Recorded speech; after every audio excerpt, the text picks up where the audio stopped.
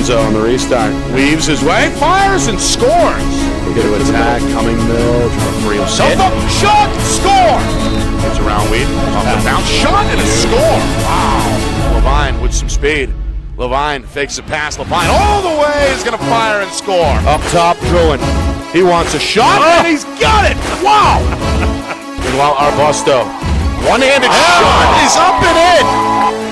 Got a penalty flag down. Skip pass sets up Gabord, and it's time to pluck a chicken.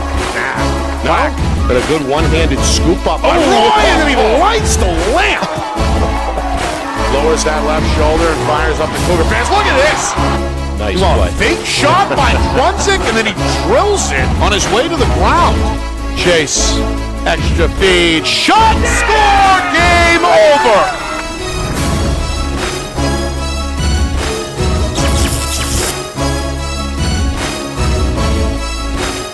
Well, hello everyone, and welcome here to Nashua. Nick Anastas, Rich McDonough with you, getting set for our Friday Night Lights New Hampshire game of the week between the Bishop Guertin Cardinals and the Bedford Bulldogs. Week 3 action. Two of the short-list favorites in Division 1 going head-to-head here in week number 3. Bishop Guertin, of course, the 3-time defending Division 1 champion, looking for another in-state win to improve to 3-2. Bedford on the other side, under second-year head man Drew Bordeaux, they're 3-0, including with impressive wins over perennially tough Pinkerton and an out-of-state foe in Lexington. That was a blowout win for the Bulldogs. BG, of course, unusual to say, but they're coming in off a 2-game skid. Both of those losses were out-of-state, including to a national power in Staples when they made their way up here to Nashua on Saturday. That broadcast is available on our YouTube channel. But, Rich, as we get down to it, Bedford, well, they caught the attention of the media. As they should.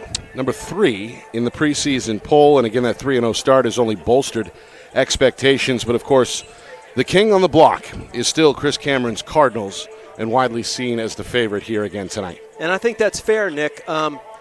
Yeah, they lost to Staples the other day. I was calling it for our friends at Nashua ETV and got to see you guys. But number 1 team in the nation public school ranking preseason, and number 12, generally, overall. Public-private combined. Right. And, they had a couple guys hurt, but BG took them down to the wire, had a chance to win it. And I think they showed that they're developing themselves. They're strong. They lost 10 guys from last season's excellent squad, and they're still strong. And there's, you re-gel. I've coached forever, and you gel once again, and they showed they belong on the field with some of the big boys. Other side of the tape, wearing black and red, the Bulldogs are 3-0, and they're number 3 for a good reason. They have a lot of experience, Nick. 19 of their players, I think, are upperclassmen, and that's important. They've been together. I think they have confidence. That was what Coach Bordeaux said, and that solves a lot of problems. When you're confident, you can practice better, you can be a better leader and a better wingman, better teammate, the whole ball of wax. And that's why they're set up well for today, and I think for the whole season. They have one of the most widely regarded defensive units, of course, as well. Really the strength of this team, along with the midfield, and of course BG loaded up and down with talent. 5 Division I commits again on this year's roster for Bishop Guertin. So as we close in on the opening face-off here at the top of the hour, Rich, what do we watch for? Give us some keys both ways. Well, I think if you're BG1, it's your home turf, and it's vacation week, so that kind of feels good. I don't know why. I felt that way as a player when we had to play in the breaks, but and as a coach when I was coaching, and it just feels good. You get whoever's left in town, you get them here quite easily. Bedford not far away. They're going to be here. But I look up, Brady Dumont is their outstanding Villanova commit at attack, number 6, and I've coached him for years up until he went to high school, and he was scary back then. And he's got a 100-mile-an-hour shot, and how can they free him up? Can they pick down, pick away, use a two-man game, get him going behind? But he wants the wing over here or a slot dodge, alley dodge on the opposite side of the field. Staples did a good job of buckling him up a bit, as did St. John's Prep in Danvers. And free him up. I think the face-off battle is going to be critical. Possession, 9/10 of the law. I'm a long-recovered lawyer, and it's more so in lacrosse. And you got Paolo Vasquez for BG teeing up against a freshman wearing number 5. That's Riccio, the little brother. Hockey fellas. He's got talent, but Vasquez has become a beast. And I think that'll set the tone, Nick.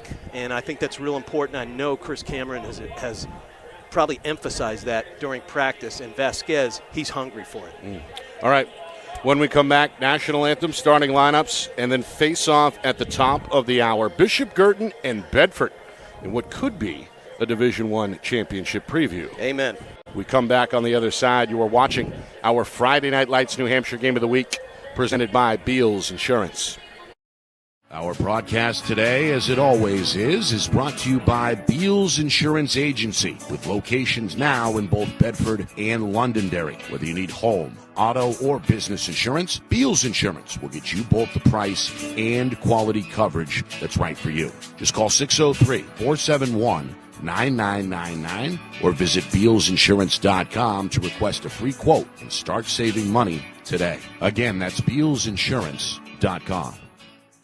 The New Hampshire Tomahawks promote the highest level of club lacrosse competition, not just in the state, but in the country. Looking to get recruited? Director Chris Cameron keeps an open dialogue with the nation's top college lacrosse coaches. Over 400 New Hampshire Tomahawks alumni have played at the college level, including the ACC, Big East, Big Ten, Ivy, NESCAC, NE10, and more. New Hampshire Tomahawks coaching staff has over 100 coaches, including current high school varsity and college coaches. The Tomahawks offer training for players of all ages, clinics, camps, and leagues, along with spring, summer, and fall elite teams. So play with the best. The New Hampshire Tomahawks, showcase and development for college lacrosse. Visit NewHampshireTomahawks.com and girls.nhtomahawks.com.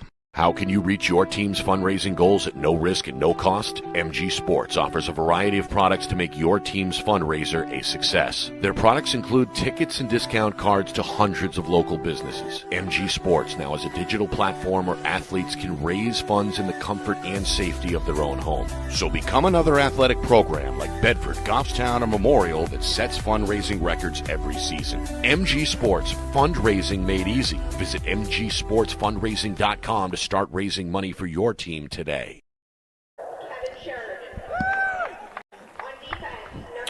All right, we're back here in Nashua. Nick Anastas, Rich McDonough with you from Stello Stadium. It's our Friday Night Lights New Hampshire Game of the Week, presented by Beals Insurance.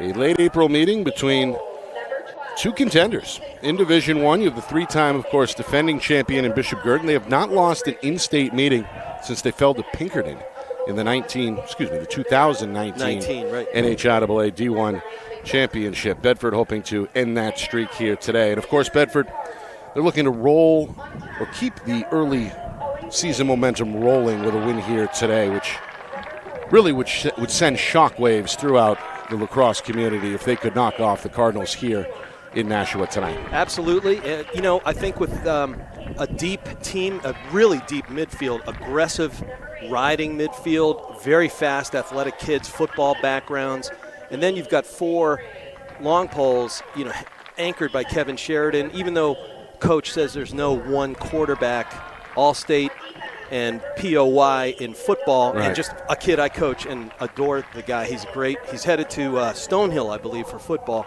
but they know each other, Nick, and there's no substitute for that.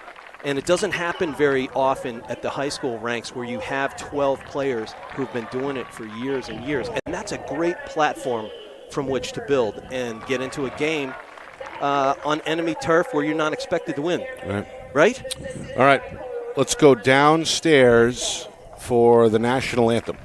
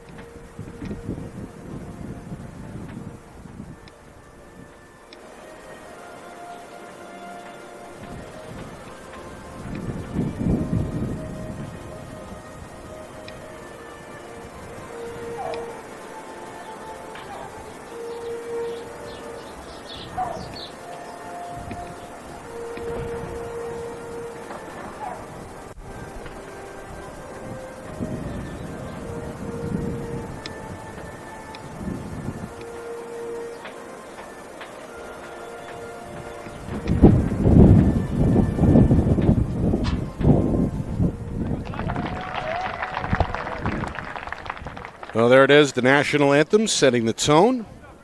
And we're set to begin here any minute from Stellos Stadium.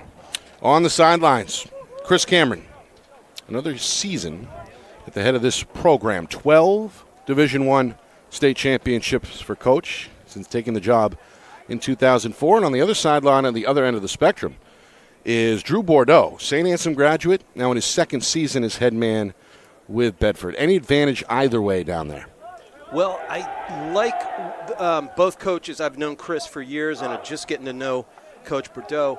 I love that mojo that Bordeaux is building here. You know, it kind of taken over for a legacy, and, you know, they went, Division II, 1 to 2 to 3, or vice versa, excuse me. And then you've got really good Bedford youth cannons, feeders, and it all goes in the same bucket, Nick. And so I like the buzz that's building with Coach. And then I got to talk to him for a good half hour yesterday, and, you know, he is about mentorship, and that always leads to possible success. So I really like what's going on. Cameron, been there, done that.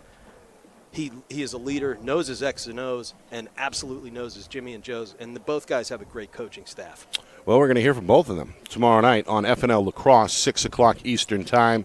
Coach Cameron, of course, my co-host on that program, and Coach Bordeaux slated to join us at 6:45 tomorrow as one of our guests. Fantastic. So put it in the calendar. Every Wednesday, 6 o'clock, FNL Lacrosse, presented by the New Hampshire Tomahawks.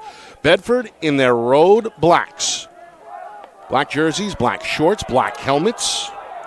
Red lettering, white trim BG in their home whites with the green shorts and green lettering. We have 3 officials on hand, all of them amongst the state's best. Mike Toth, Tyler Leeds, Steve Small, all on hand for this showdown. And it's Paulo Vasquez who begins things for Bishop Guertin as the junior wins the face-off himself. Going to go all the way to the cage, going to fire a shot, and he's going to score. And I said in our pregame and our keys that this was a big opportunity for Vasquez.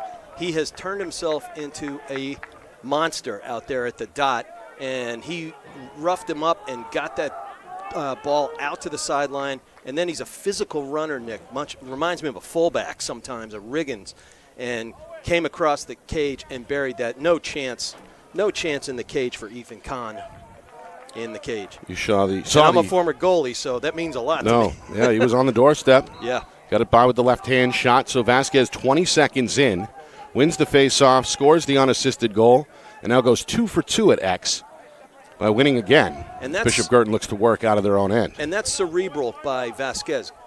You know, a lot of kids I've coached, they think they just got to go north toward their own goal, toward their shooting goal. He went back, hit Will Murphy, the goalie who's headed to Bryant, and start your clear from there with some breathing room. You don't have to jam it. So Bishop Guertin with a 1-0 lead. Back to work here with just over a minute gone by in this opening quarter. Sun continuing to set here in southern New Hampshire. Here's a shot on the run that's swallowed up. Caleb Young, a pretty good offering there, but yeah, he's got a big lefty. He's going to Stony Brook, D1 out in Long Island. Great kid. He's a two-way player. Loved coaching him, and he'll do some great things. Also an excellent student, Nick. Meanwhile, it's Bennett Matthews with the one-man clear. The sophomore is going to slow to a jog here on the near side wing. One of Bedford's best athletes, son of the football coach, and one of these budding midfield stars for the Bulldogs. And watch him. He's a great north-south dodger, and he's a bull dodger. He will run people over. Draws a slide here, but his pass a little high over the head of Evan Capello. But, yes, fielded by his classmate on the far side. That's Brody Helton. And, again, outstanding running back in his own right, and he's got a good righty cannon.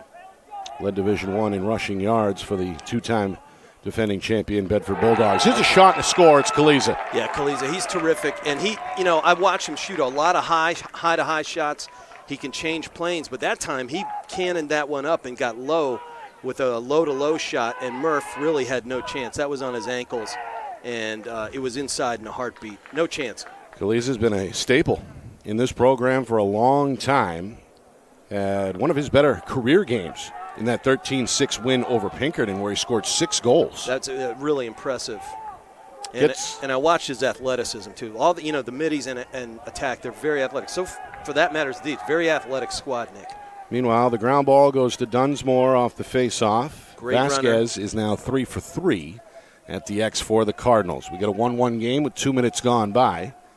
Bishop Guertin looking to settle in on their third possession. Here is the aforementioned Brady Dumont, one to keep an eye on tonight, the senior on his way to Villanova. And he's athletic. He can handle that wing dodge out there. But I think Sheridan, you might see a lot of number 4, Kevin and Sheridan, on him, and there he is right now. Yeah, he drew Staples' best defender, Alex Smith, the other night. As he should. Meanwhile, trying to find an opening is the sophomore Sean McGarry. He's a good athlete. Trying to bump shoulders here. And with one of Bedford's better defenders, Tristan Kerr, and Kerr poked it loose. Ground ball ends up with Bedford. Kerr's going to D1 Lemoyne for good reason. That was an excellent lift check. This is J.J. Gaffney, the senior for Bedford, who comes up with the clear. And now the Bulldogs on the road here, 3 minutes in, looking for their first lead of the game. I got to tell you, this attackman, here we go. Look at Sam the elevate Barad, over. The freshman, got Murphy on the ground, lost it. Yeah, I like Barad's game, but that was a lazy pass inside. Intercepted, and then a quick shot. I couldn't tell whether Murph got a piece of that, Nick. We'll see. That was Luke Purnell who made it happen for Bedford. But Sam Barad with at number 14 as a freshman, he's doing some very good things. There's a lot of promise in that young guy. Yeah, he's gotten a lot of minutes here in the early going for Coach Bordeaux. Got a 1-1 game. Very aggressive ride by Bedford. Again, they're athletic. They've got a football mentality, but they're ferocious checkers. Coach Cameron not happy. And going to call a timeout here with his team trying to clear the ball. Wants to talk it over very early with just 3.5 gone by in this opening quarter. Yeah, like I was just saying, they've got a ferocious ride. They will take up space, and they will get out early. Like you'll see them basically looking like they're in a 3-3 zone ride, but they'll attack the point, and they'll force the ball to the side and look for a trap along the sidelines, which means if you're BG, you got to go to ball, hunt the ball, get into the gaps, find some green space, and then find the next man up the ladder to do the same thing. And you got to take a breath. Right. You got Easier numbers. said than done. Easier said than done, but you got numbers, 7-6, including the goalie. Use your goalie, and Will's a good passer, really good passer. So, but credit to Coach and the Bedford Bulldogs for forcing the issue early.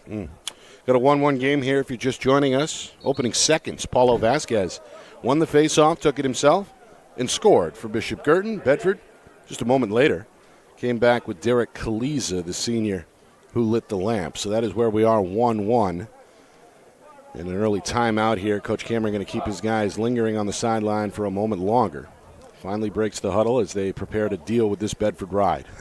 Might have been the spring break chat. It's like, guys, you slept in today, wipe the cobwebs, get the sleep out of your eyes, and it's time to play ball. Well, you mentioned that earlier, the fact that there is some perhaps added excitement given that it's vacation week, but you've got to deal with the logistics as well. And as you said, players out of their routine may affect the start here. We'll see.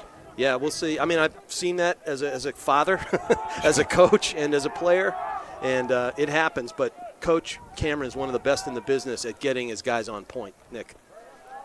All right, here's Dumont. This play resumes. Given room by Sheridan. That's the matchup to watch. Yep. Back up top it goes for Young. The Stony Brook-bound senior is going to get rid of it here near side. Taken in by Hudson Schmidt, the sophomore, and now a skip pass. Dumont looks for a cutter. Quick shot. I tell you, I can see and that one wide. Players nearest to us here, Nick, are really having trouble with that glare, as are we up here. Yep. Yeah. You get the sun setting right off the water. Well, there's a little bit early in that elevation there to shoot from that angle. Tough shot by McGarry, and then a foot race is won by Bedford behind the cage. And McGarry, 2 times in a row, he attacked when he should have probably bounced it out and got a turnover, and that was really an unnecessary shot from not a great angle, and he'll figure it out. He's a sophomore. He's got a lot to learn. Meanwhile, wide open, shot saved by Murphy. Unbelievable. And that's why he is going to Bryant. Purnell was open on the doorstep, but the senior Murphy comes up with his second save to keep this thing 1-1. And there's Jeremy Warren handling the ball. I coached him in youth. And a great kid from a great family. Scored 2 goals against Staples Saturday. And a great handle in traffic in the crease there. Giving BG a Here little comes gap. that cannon. There's no doubt, Nick. Look at that. Shot and score. It goes below the waist. Dumont with a step down from the wing. That's one of his sweet spots. And as you said off air, he was clocked at 105 miles an hour with that shot. It's incredible. And 2-1 Guertin. I mean, I played at Georgetown and Fairfield, and Maryland AAA club for years, Nick, and even in 8th grade, I was looking at that, and I'd say, man, I am really, really glad that it's not yours truly between the pipes. It's really a cannon, and he's a great kid to boot. 4-year member of this varsity roster. And been scoring regularly even as a freshman. 2-1. Bedford going to win their first face-off. As you mentioned, it's a big task today for Kevin Riccio, the freshman. Yep. But he beats Vasquez after losing the first 3. Well, he's got a good clamp, and he's got a good pop, and he's quick. Just like Vasquez, he's just 2 years younger, but he's got a lot of talent there, Nick. Approaching the midway point, first quarter. Bedford open to tie the game. It's the freshman trying to work, Sam Barad. Back up top now, Matthews with the step, a jump shot. That was a great wing judge, or, underneath the restraining line. About a foot wide of the net, and will stay with Bedford. And again, we see that athleticism out there for the Bulldogs. Meanwhile, off the double team, up top, Kaliza looks for a backdoor cut. Quick shot and score. And I think Murphy got a piece of that with his goalie stick, and it trickled inside. But great job by the Bulldogs, taking what Bishop Guertin could give you. They get it inside and put it home. It's Evan Capello, the junior. Found himself with a little bit of real estate on the back door, perhaps some miscommunication defensively. Yep. He's got to recover a little earlier there. It looked like Micah Dunsmore, who's headed to RPI, which a week ago was ranked number 2. They dropped one to Amherst in Division III, and they lost 2 spots. But, he's a great runner, just like his big brother who's playing for St. A's. He'll figure it out. Meanwhile, Vasquez down the alley again. This time the shot ends up high. Yeah, and the danger there was without having somebody set up, because they were so early in the sequence of the post face-off win, nobody's behind. Except for Bedford's Spencer Henrishon, who was ready for a quick restart. The officials pumped the brakes. Now Bedford looking for the clear. Oh, that's a great roll. That is a great roll by the smallest guy on the field, Master de Casa. And here he comes. Eye on the cage, takes a hit, double team, trying to swim away from 2 defenders and does so. First penalty coming. I think that's going to go on Tyler McLeod. I like him a lot. Flag down, as you mentioned. And Bishop Guertin going to take the game's first penalty here. Of course, they were hit with 6 flags on Saturday against Staples. Yep, that's a slash on McLeod. He's going to go for 1. He has dropped into the LSM role, the long stick midfielder role. At Brady Dumont was an LSM, and he's bound for Loyola. Right. And he moved back to close D because they lost so many excellent players. But here we go, first EMO for Bedford.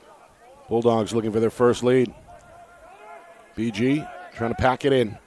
Around the horn, there's the cutter, shot and score, and the Bulldogs are out in front. That was surprising to me because they had 2 guys below goal line extended. GLE, you'll hear us say during the game. And BG was they were kind of ball watching, and they just fed that inside, and I think that'll surprise everybody when they get a look at the film.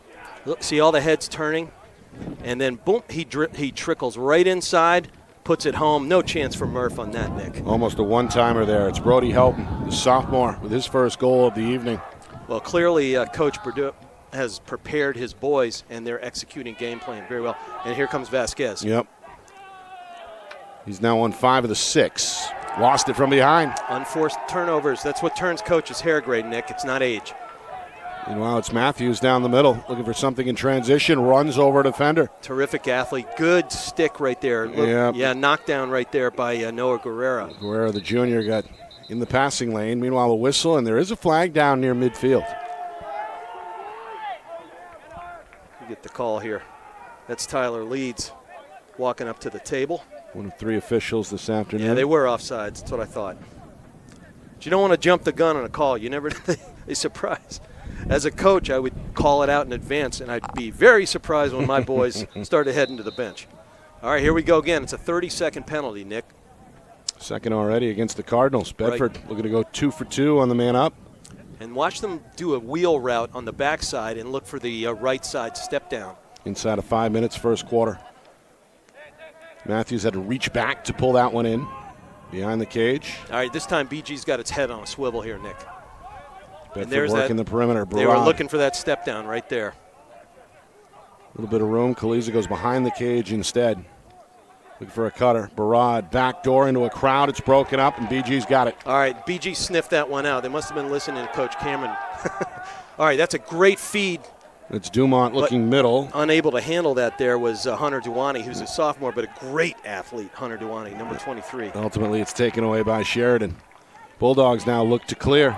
Aggressive riding there by all the BG guys. Look, There's Brady three Dumont. Cardinals in the area, and it's Dumont who scoops it up off the carpet. The senior going to pump the brakes here, goal line extended.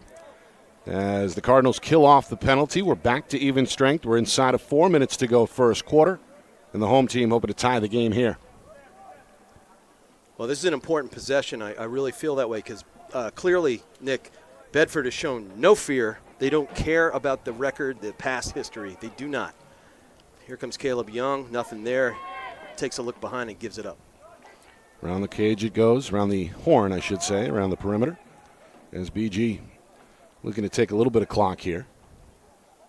Far side, that's a touch for Owen King. Sophomore got the Cardinals off to the start they were hoping for on Saturday by scoring the game's first goal against Staples.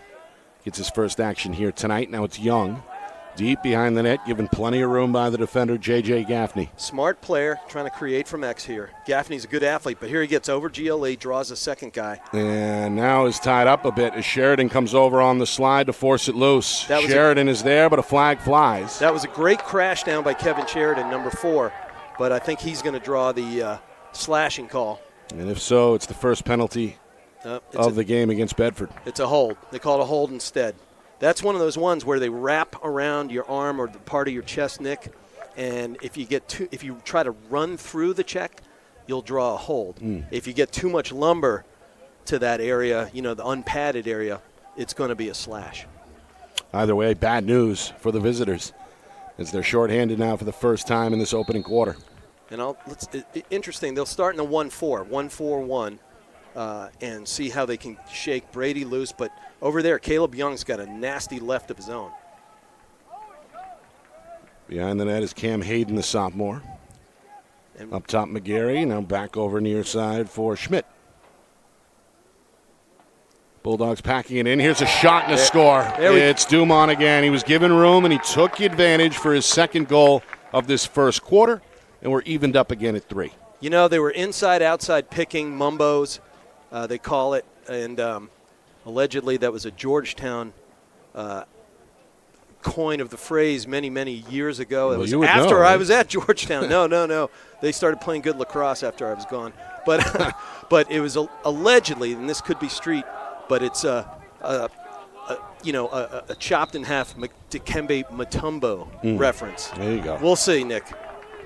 Meanwhile, a violation against Vasquez. Yeah. Is going to give this to Bedford. Interesting to think about. If you get 3 violations, it's a 30-second penalty. So keep that in mind, folks, if you're counting at home. That's a good double out top. They were playing the rollback, and they got the squeeze. Matthews maintained possession, but his pass is batted down. It ends up with Murphy off the second bounce. High outlet over the head of Dumont. This one up for grabs near midfield, and it's Matthews to the rescue for Bedford. Interestingly, Nick, that's about the 5th BG pass that sailed too high so far. Very uncharacteristic.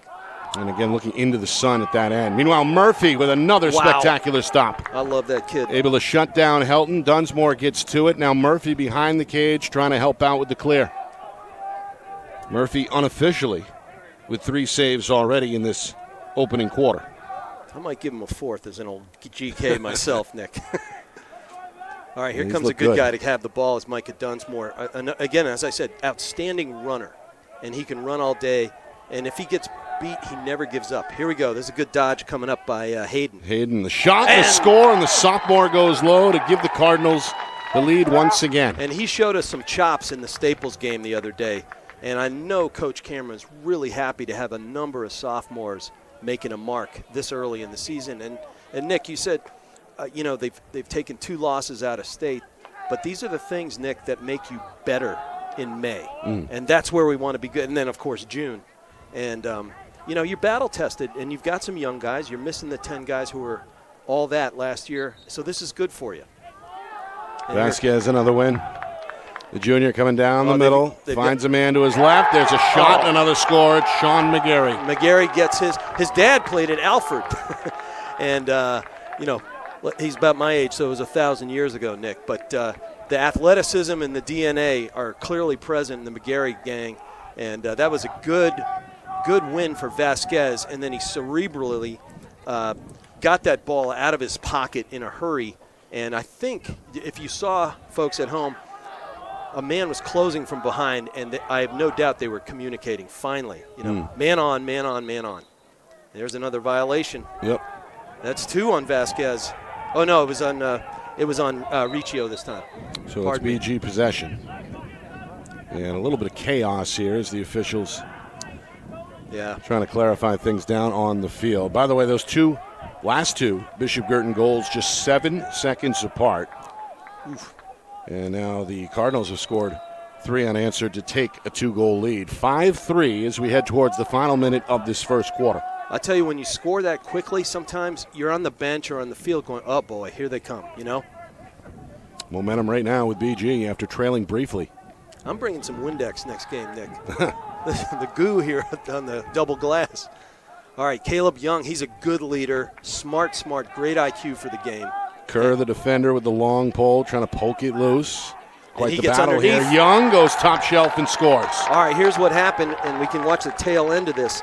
Kerr was lunging at Caleb Young, and he got himself off of his center of gravity. Once that happens, a smart player, I was just saying he's got IQ, he gets under his front side, goes kind of an underneath move, and he's all alone at that point. And Kerr was still going for that trail check, and he's nowhere to be found. So if you look at this, watch, it's over at that point. It's over. He's a lefty, and he's got his whole body as his own screen. Took a pretty good whack on the release as well, up near the shoulders. Yeah, he's a hockey player. He's tough. He's fine. Here's a violation, second straight against the freshman Riccio. So Bishop Guertin, a chance to continue the momentum. You feel like BG put it in the next gear? They've scored 4 unanswered. Yes. And they've all come in the last several minutes. Here's Warren.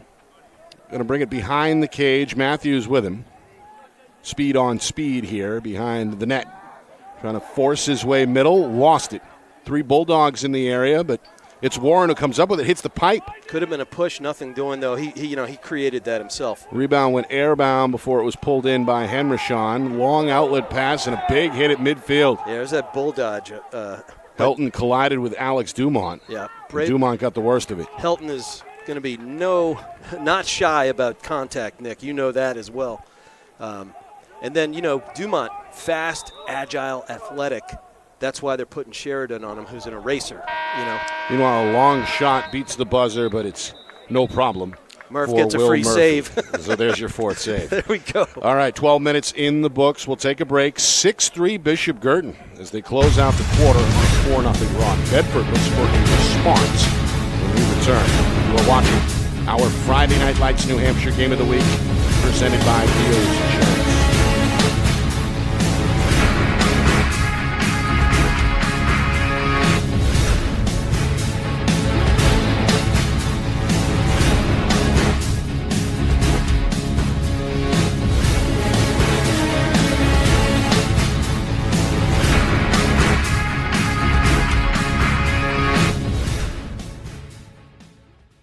Our broadcast today, as it always is brought to you by Beals Insurance Agency, with locations now in both Bedford and Londonderry. Whether you need home, auto, or business insurance, Beals Insurance will get you both the price and quality coverage that's right for you. Just call 603-471-9999 or visit BealsInsurance.com to request a free quote and start saving money today. Again, that's BealsInsurance.com.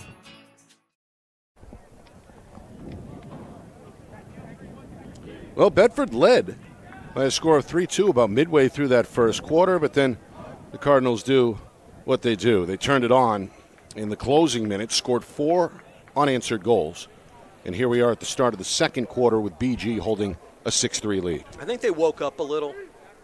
I think I made that quip, but it's not such a quip about getting the cotton out of your ears and the sleep out of your eyes during vacation week.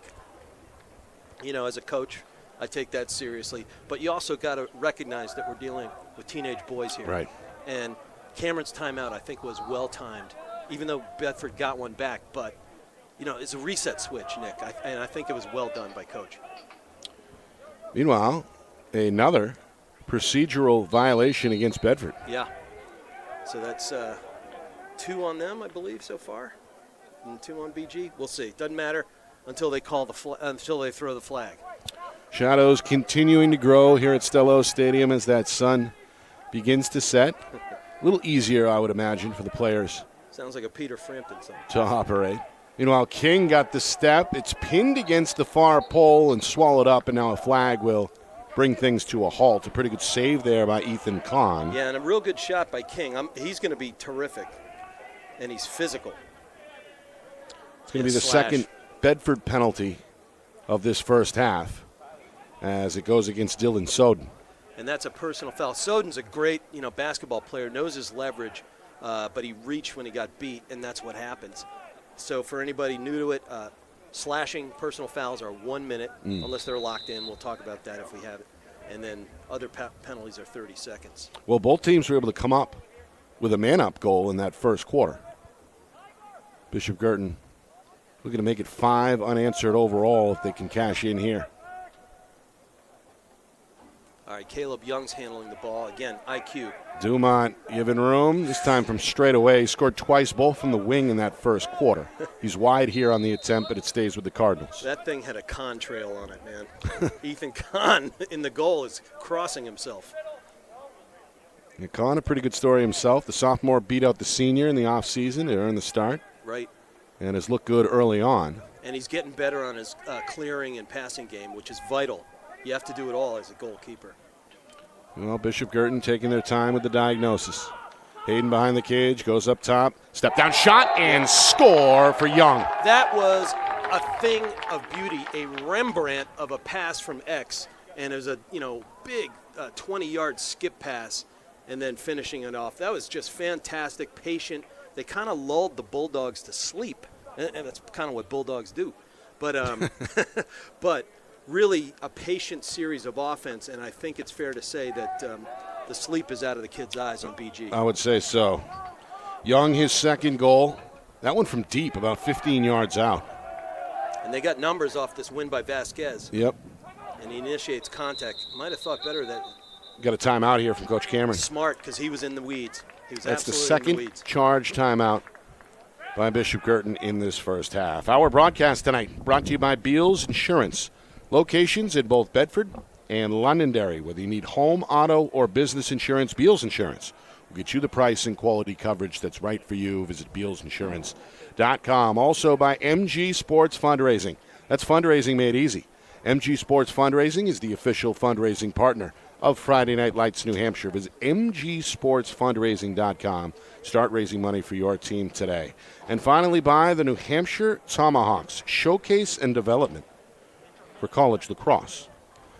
Visit NHTomahawks.com and also girls.NHTomahawks.com. Nick Anastas, along with Rich McDonough.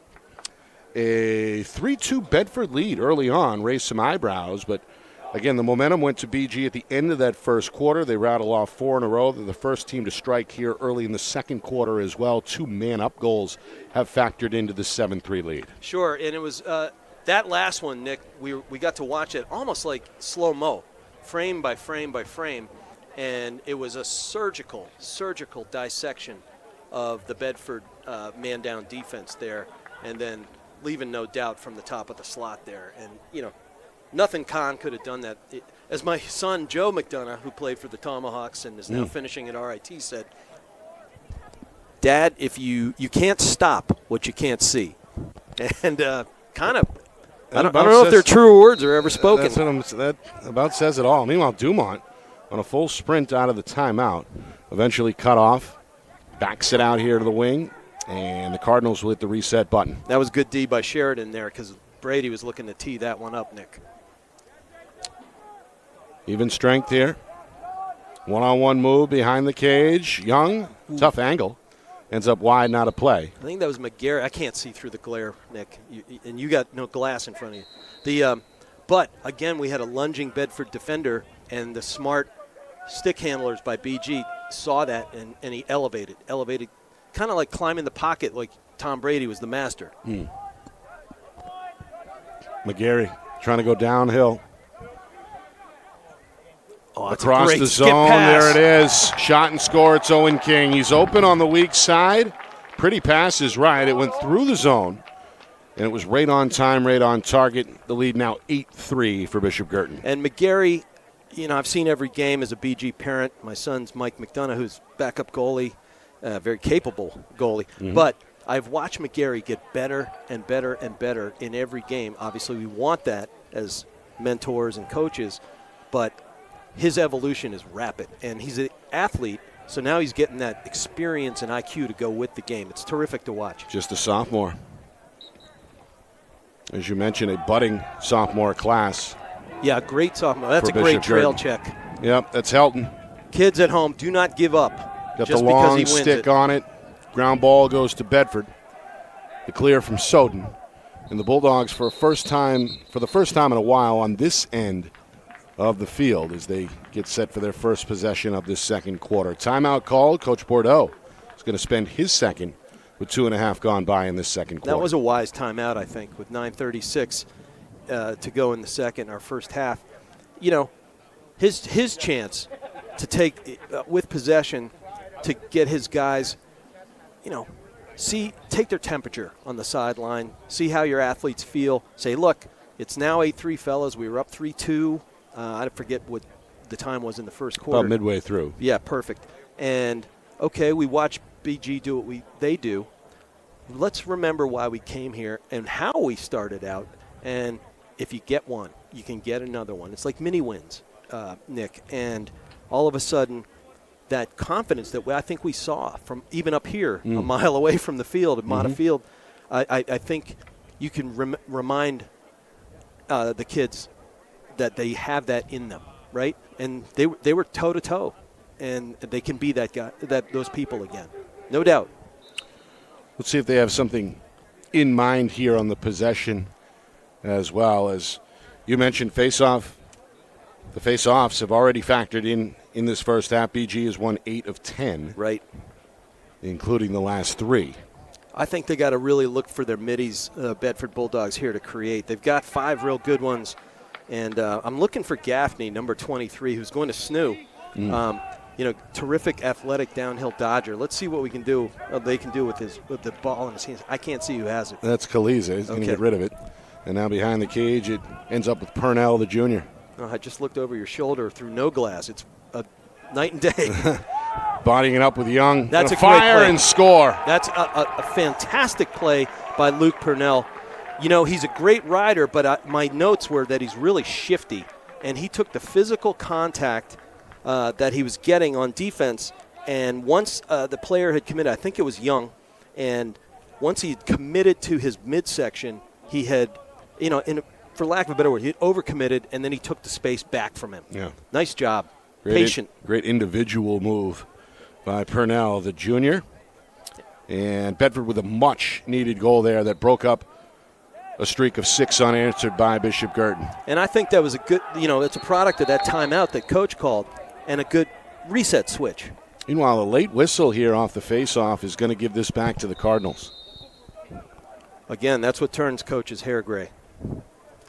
Has nothing to do with genetics. Seemed like Bedford was in a pretty good position to grab that ground ball. Instead, it's now McGarry slow walking behind the net for Bishop Guertin. Cardinals out in front 8-4. 3 minutes gone by, second quarter. BG has played with the lead most of this first half. And this is the time where you can steal back some of that instant mojo that Bedford got, Nick, by a good cerebral. That was looking for the rollback and the jump. The question mark rollback by McGarry there goes high and free, but a good possession back up behind the shot was critical. Nick. That was Owen King on the weak side. Yeah, he's starting to do. Another sophomore is doing great things. Coach Cameron watching with his arms behind his back as his superstar senior looks for a backdoor cutter. There it is. Beautiful. Over-under, two-man game. It's Bo Dubois who cashes in, the junior, with his first goal of the night. Makes it 9-4 Cardinals. And he shows he's got chops against Staples the other day. and right here. But the key was that on that one was they locked in on Brady Dumont, and watch, he jab steps, turns, rolls back, and they all focus on Dumont, and King slips underneath, and he's wide open. Yeah. And Brady Dumont going to Villanova for a reason. Accurate shooter, accurate passer, clearly, Nick. Well, that was a textbook pick and roll if you're a basketball fan, as the pass over the top was well timed. Meanwhile, Vasquez going to kick this one with his left foot, and everybody trying to get in on the action. Barad in the mix, and we get a timeout from Coach Bordeaux as Bedford saves the possession. Brady Dumont was ready to lay lumber right there, right before that whistle sounded, Nick. The officials maybe show mercy there. Or at least Coach did. That's the third timeout charged by Coach Bordeaux. Again, we'll talk to Coach tomorrow night on FNL Lacrosse, our weekly program, 6 o'clock. Comes your way live. You can check it out anytime after that. Of course, Coach Cameron joins me again in studio. We'll have player interviews as well as 3 Exeter Bluehawks plan to jump on the broadcast. We'll cover girls as well, so a lot to get to tomorrow night, including an interview with Coach Bordeaux. It all comes your way at 6 o'clock. That is a great lineup. I will be at the Bowdoin Tufts game down at Medford. You on the call? I am not. Hopefully, if Tufts win, I'll be through the playoffs. They'll hold home field advantage. But 2 teams vying for it all tomorrow night at 6 o'clock. Should be a heck of a game. And for those that don't realize, the NCAA schedule is about a month, maybe 6 weeks ahead of the high school schedule, so you're starting to really come down to the wire in these regular seasons. Yeah, unless you're down south. Where I used to coach in Maryland, we'd already have about 10 or 11 games under our belts by now. But, yeah, that's life. Week number 3 on the high school schedule up here in the Shire. It's like the New Hampshire growing season. Starts late, but it's really quick. Matthews gets inside the defender, whirls an underhand kind of submarine release there that goes wide. That was a good speed dodge. I saw him do that against Pinkerton, where he's capable, his shifty shoulder fakes, he can get by 2 guys in a hurry, Nick. You saw that right there. Yeah, he's an outstanding athlete, as we know. So is this kid, Brody Helton, in a crowd, fires, and a save there by Murphy. Boy, he split McLeod and Brezen out there, and that was, well, he's a human cannonball, human bowling ball, and we saw it right there. That's why he's a great all-state running back. Murphy with 5 saves for Bishop Guertin in this first half unofficially. Great job Meanwhile, out the there freshman with McLeod. Berard, he's in a little bit of trouble in the corner, but does avoid the mistake. Gets it out to Matthews. Little shake and bake, trying to get through Dumont. Little pump fake, doesn't release, reverses direction, comes back middle. Going to fire and score. Wow, he just teed him up, and they cleared out. You see how much space they gave him? They all, cleared out underneath. Don't bring the slide to the ball, and then he was able to roll back and get that nice little changing planes right there. He brings them out, kind of guerrilla warfare, and then rolls. That's a long shot, too. That is 12, 13 yards on a quick roll. And then you know what happens, Nick, is you're using, much like hockey, you are using your defender as a screen. The goalie can't see the release. Well done. Matthews with his first. Meanwhile, Vasquez lost the stick. Little yard sale. Hit from behind by Kerr, and Bedford's going to have it via the violation. And again, that's why you see kids, if you're watching, don't give up. Stay with it. Don't slash, but don't give up. So Bedford hoping for 2 straight here as they look to climb out of this 4-goal hole with just over 5 minutes gone by in the second quarter. Helton, he's already scored, the sophomore. Finds his classmate Matthews up top for the senior Kaliza, in and out of his stick. Great job by Guerrera to get to his gloves right there, but couldn't come up with it off the carpet. Ground ball went to Gaffney, and Bedford keeps it. Meanwhile, Coach Bordeaux towing the sideline, trying to issue some instructions in real time as Matthews gets free. Spin move, knocked down. Coach Bordeaux wanted a penalty. Matthews keeps the ball, gets up, and then finds a shooter who goes wide on the attempt. Gaffney was given room there at the top of the slot. Well, I think they were almost baiting him into that rollback because he wants it. And then they were ready with the squeeze with the 2 guys bracketing him, I always called it. Bedford had 2 players behind the net to maintain possession. Now it's Helton. And he's got the shorty. That's tough to do. But over the shoulder pass, knocked away and stolen by the long pole, Colin Foley. Yeah, he was anticipating that. On the run, Alex Dumont looking for McGarry. The pass was low. Yeah. It's going to roll out of bounds. Henrishon is going to step in front of McGarry to ensure the Bedford possession. That's a smart ball by Henrishon, and he is a smart player, period. One of 6 members of that state champion football team on this Bedford roster. Here's another. Sheridan coming down the sideline, avoids the chop at midfield. He's still got it. He's so strong. Poked loose for a moment by Ronan Ballesteri, another football player for BG this time. He's getting his first action here in the first half. And as great a defensive footballer as Sheridan is, fantastic tight end. Yeah. You know, so he gets out, he can run in space, and then if you get in his way, I'll come and give you an ice pack. Yep. As you mentioned, he's going to continue his football career in the fall at Stonehill. Great kid. Helton thought about it. Ballesteri is right there with him. And now back up top for Matthews. Matthews against Dumont. Got the step and scores. He waited. It was a very patient. It was a speed dodge, and he was very patient, kept the stick outside, and he waited till Dumont lunged, and then he put the stick where he could not get it, waited for him to finish that checking move, and then got underneath it and lights out. No chance for Murph. Matthews coming alive here in this second quarter with both his goals coming in the frame. And you can see there, fired up. And I think you said it a moment ago, Rich, that third timeout when the lead had sprung up to 6, that third timeout from Coach Bordeaux to settle his guys down, to perhaps re-inspire some confidence in that huddle. It seemingly has done his team some good as they're back within 3 at 9-6. Well, he strikes me as a mentor, and that was the moment to be a mentor. Hayden shake and bake, shot denied.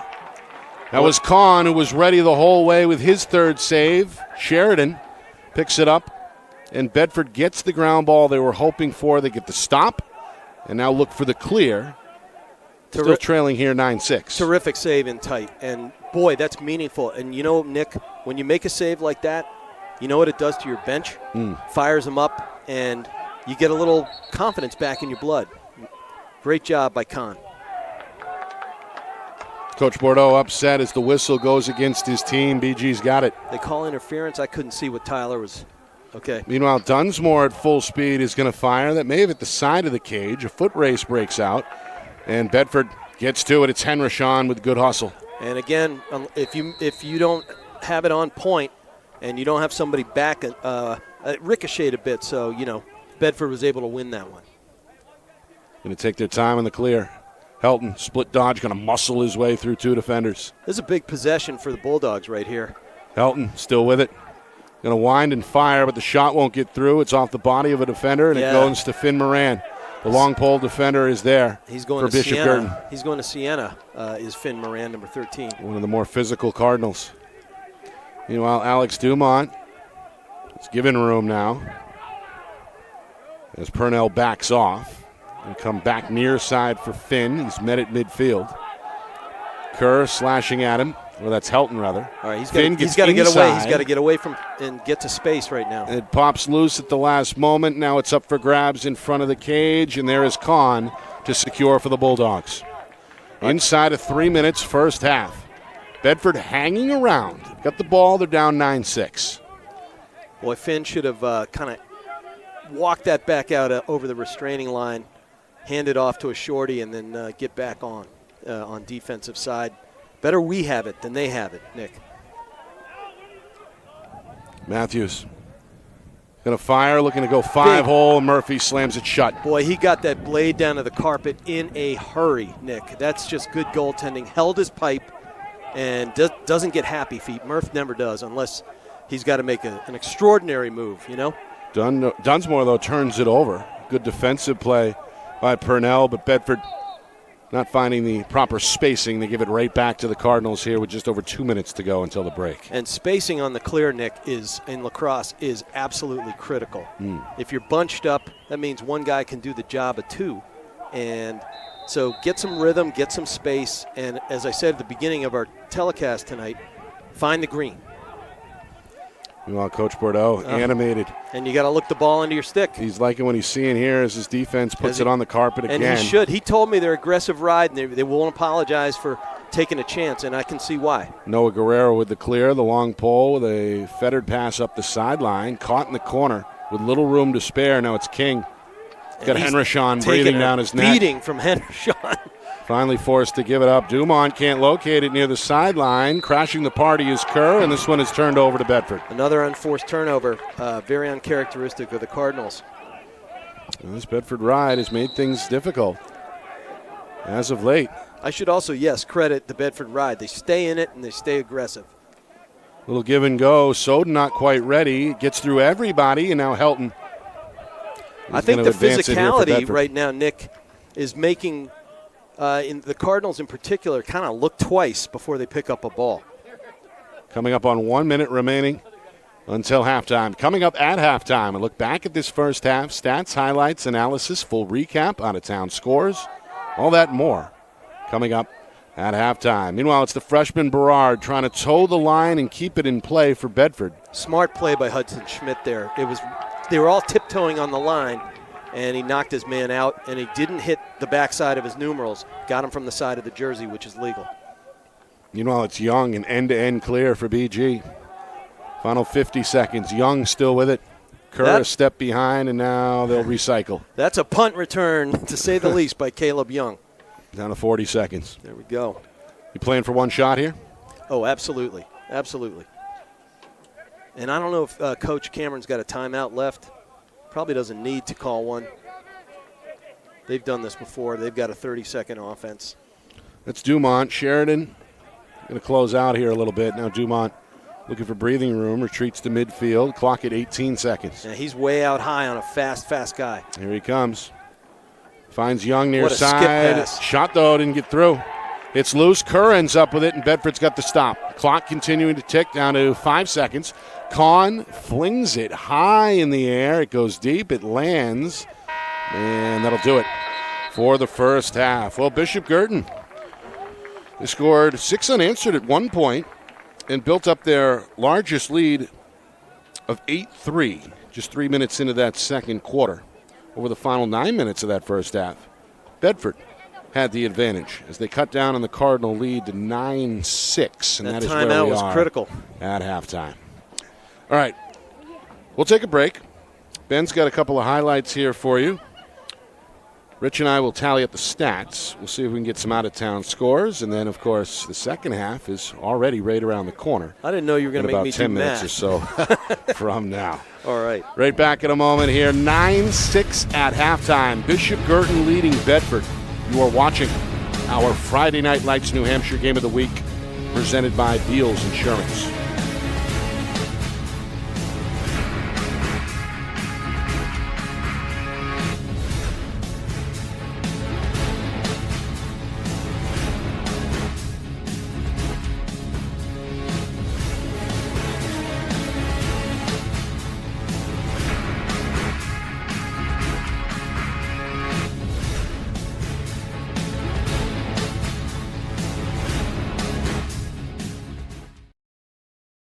Our broadcast today, as it always is brought to you by Beals Insurance Agency, with locations now in both Bedford and Londonderry. Whether you need home, auto, or business insurance, Beals Insurance will get you both the price and quality coverage that's right for you. Just call 603-471-9999 or visit BealsInsurance.com to request a free quote and start saving money today. Again, that's BealsInsurance.com.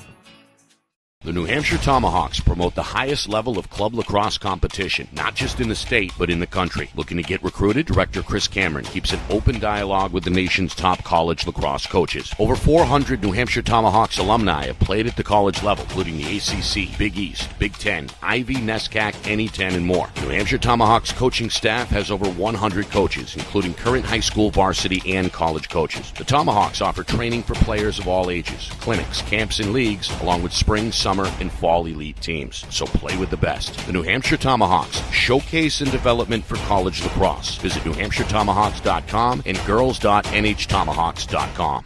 How can you reach your team's fundraising goals at no risk and no cost? MG Sports offers a variety of products to make your team's fundraiser a success. Their products include tickets and discount cards to hundreds of local businesses. MG Sports now has a digital platform where athletes can raise funds in the comfort and safety of their own home. So become another athletic program like Bedford, Goffstown, or Memorial that sets fundraising records every season. MG Sports, fundraising made easy. Visit mgsportsfundraising.com to start raising money for your team today.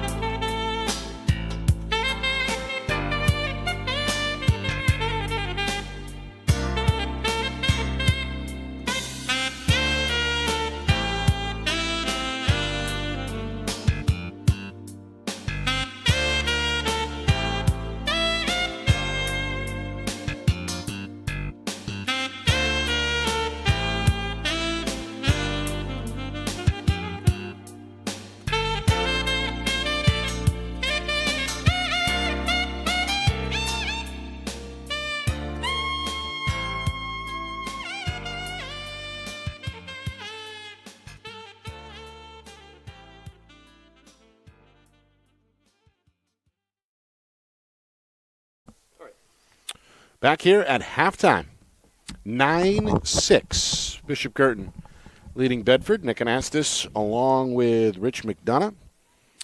Two teams living up to the hype. Indeed. Two of the top three teams in the latest coaches poll, and Bishop Guertin, of course, well, looking for another in-state win. They have not been beaten by a New Hampshire squad since 2019. It appeared like Bedford was up to the task in the opening minutes, about midway through that first quarter. They led 3-2.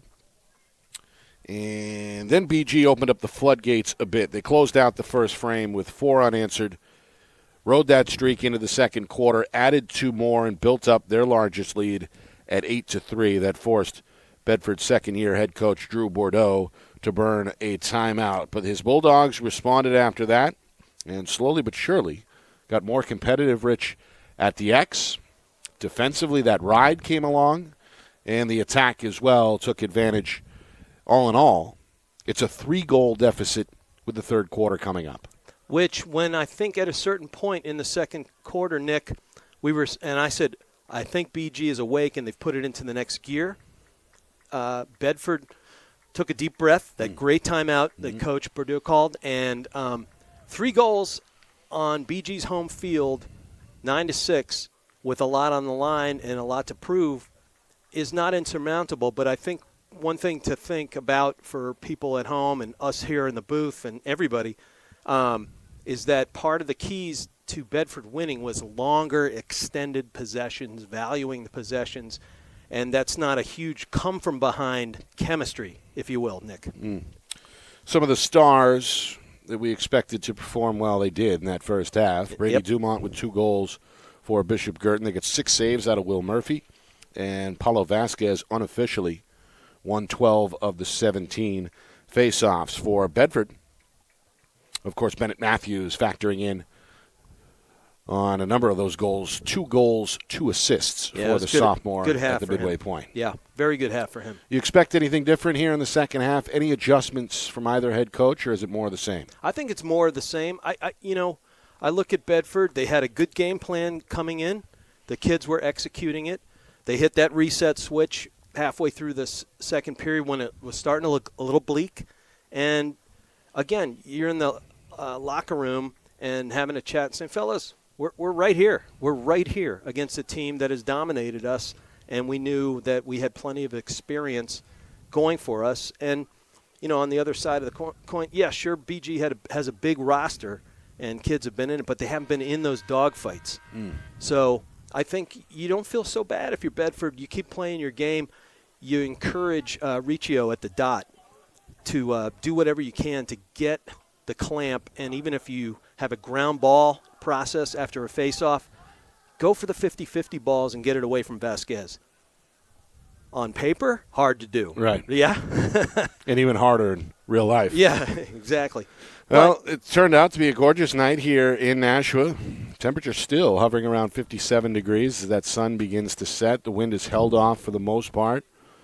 And all in all, can't ask for any better weather here in late April. Beautiful lacrosse night. And for our part here, with the sun hitting the pine trees over the river, we can almost see now. Not a bad thing if we're up here. All right, third quarter about to begin. It'll be Vasquez against Kerr. Well, there's something we didn't see in the first half, as I believe the exclusive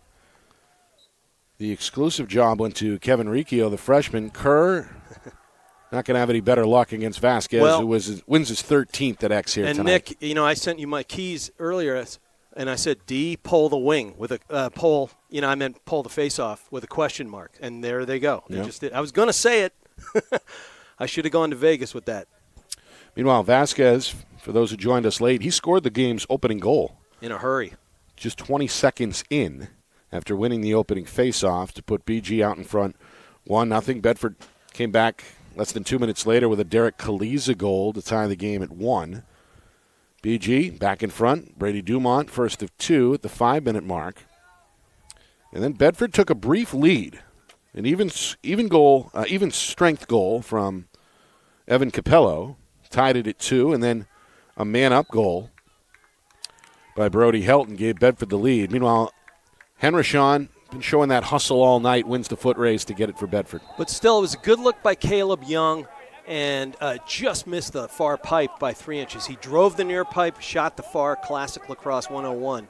And Lacrosse is about good looks, Nick, and they just got a really good look out of the gate. Couldn't win the run out to the end line, but that's life. That's life, and you come back and play. And you realize that you've got a great Dodger there, and that's why he's headed to Stony Brook. Meanwhile, Helton's going to slow it down. Bedford led 3-2 midway in that first quarter. BG got hot after that, rattled off 6 in a row. Goals from Dumont, McGarry, 2 in a row by Young, another by McGarry, and then Luke Purnell made it 8-4. But Bedford, that was he scored 3 of the final 4 goals before halftime, and they're going to add to it here as Evan Capello lights the lamp for the second time. This one from straight away, and Bedford is back within 2. Well, he got straight away with an outstanding head fake, shoulder fake, stick fake. You roll them all 3 together. That got his man lunging and kind of off his feet, off his center of gravity, and then he got underneath him and lights out for Murphy. There was no chance he was going to stop that one. Terrific, terrific move there by Bedford. Face off, Vasquez going up against the big, strong Kevin Sheridan this time at X. Sheridan in the mix. Bedford thought they had it. Sheridan does take it off the bounce, gets rid of it. Matthews trying to help him out. And the Bulldog bench excited as, again, the visitors with a chance to cut into this lead, cut it in half here. And I kind of expected this, Nick. The physicality at the face-off with Vasquez, now they're matching it. Helton let that one fly, a zinger. It went over the head of Murphy and out of play. It's backed up by Kaliza. And Bedford back ready to cook with 2 minutes gone by, third quarter.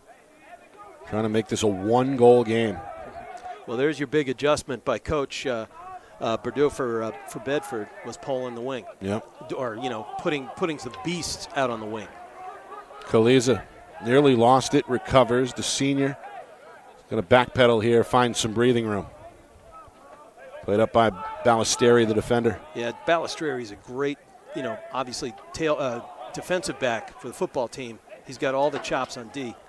Kaliza with a bouncer. And Murphy had a long look at that. That's, for him, that's easy change. 7th save for the senior. Ronan should just outrun them. And he slowed down, and it cost him a second defender. I think it was Matthews, poked it away from behind. Now it's Matthews. Met by Dunsmore. Dunsmore rips the ball away, and now it's up for grabs on the near wing. One thing that's interesting to note is the liveliness on the Bedford bench right now. You can hear the hooting and hollering. Shot from Kaliza is low and wide, and backed up by the freshman Barad. So Bedford will have another crack with 3 minutes gone, third quarter. Again, for a freshman there, Nick, his IQ is terrific. And Ronan's got to play some serious D here. He's going to put the spin on the senior, trying to find a man out in front, but Purnell is jammed up. Yeah, Murph got pipe to pipe right there in a hurry. Nice job by him. This one ends up out of play. Moran was in the mix there, but couldn't secure it for Bishop Guertin.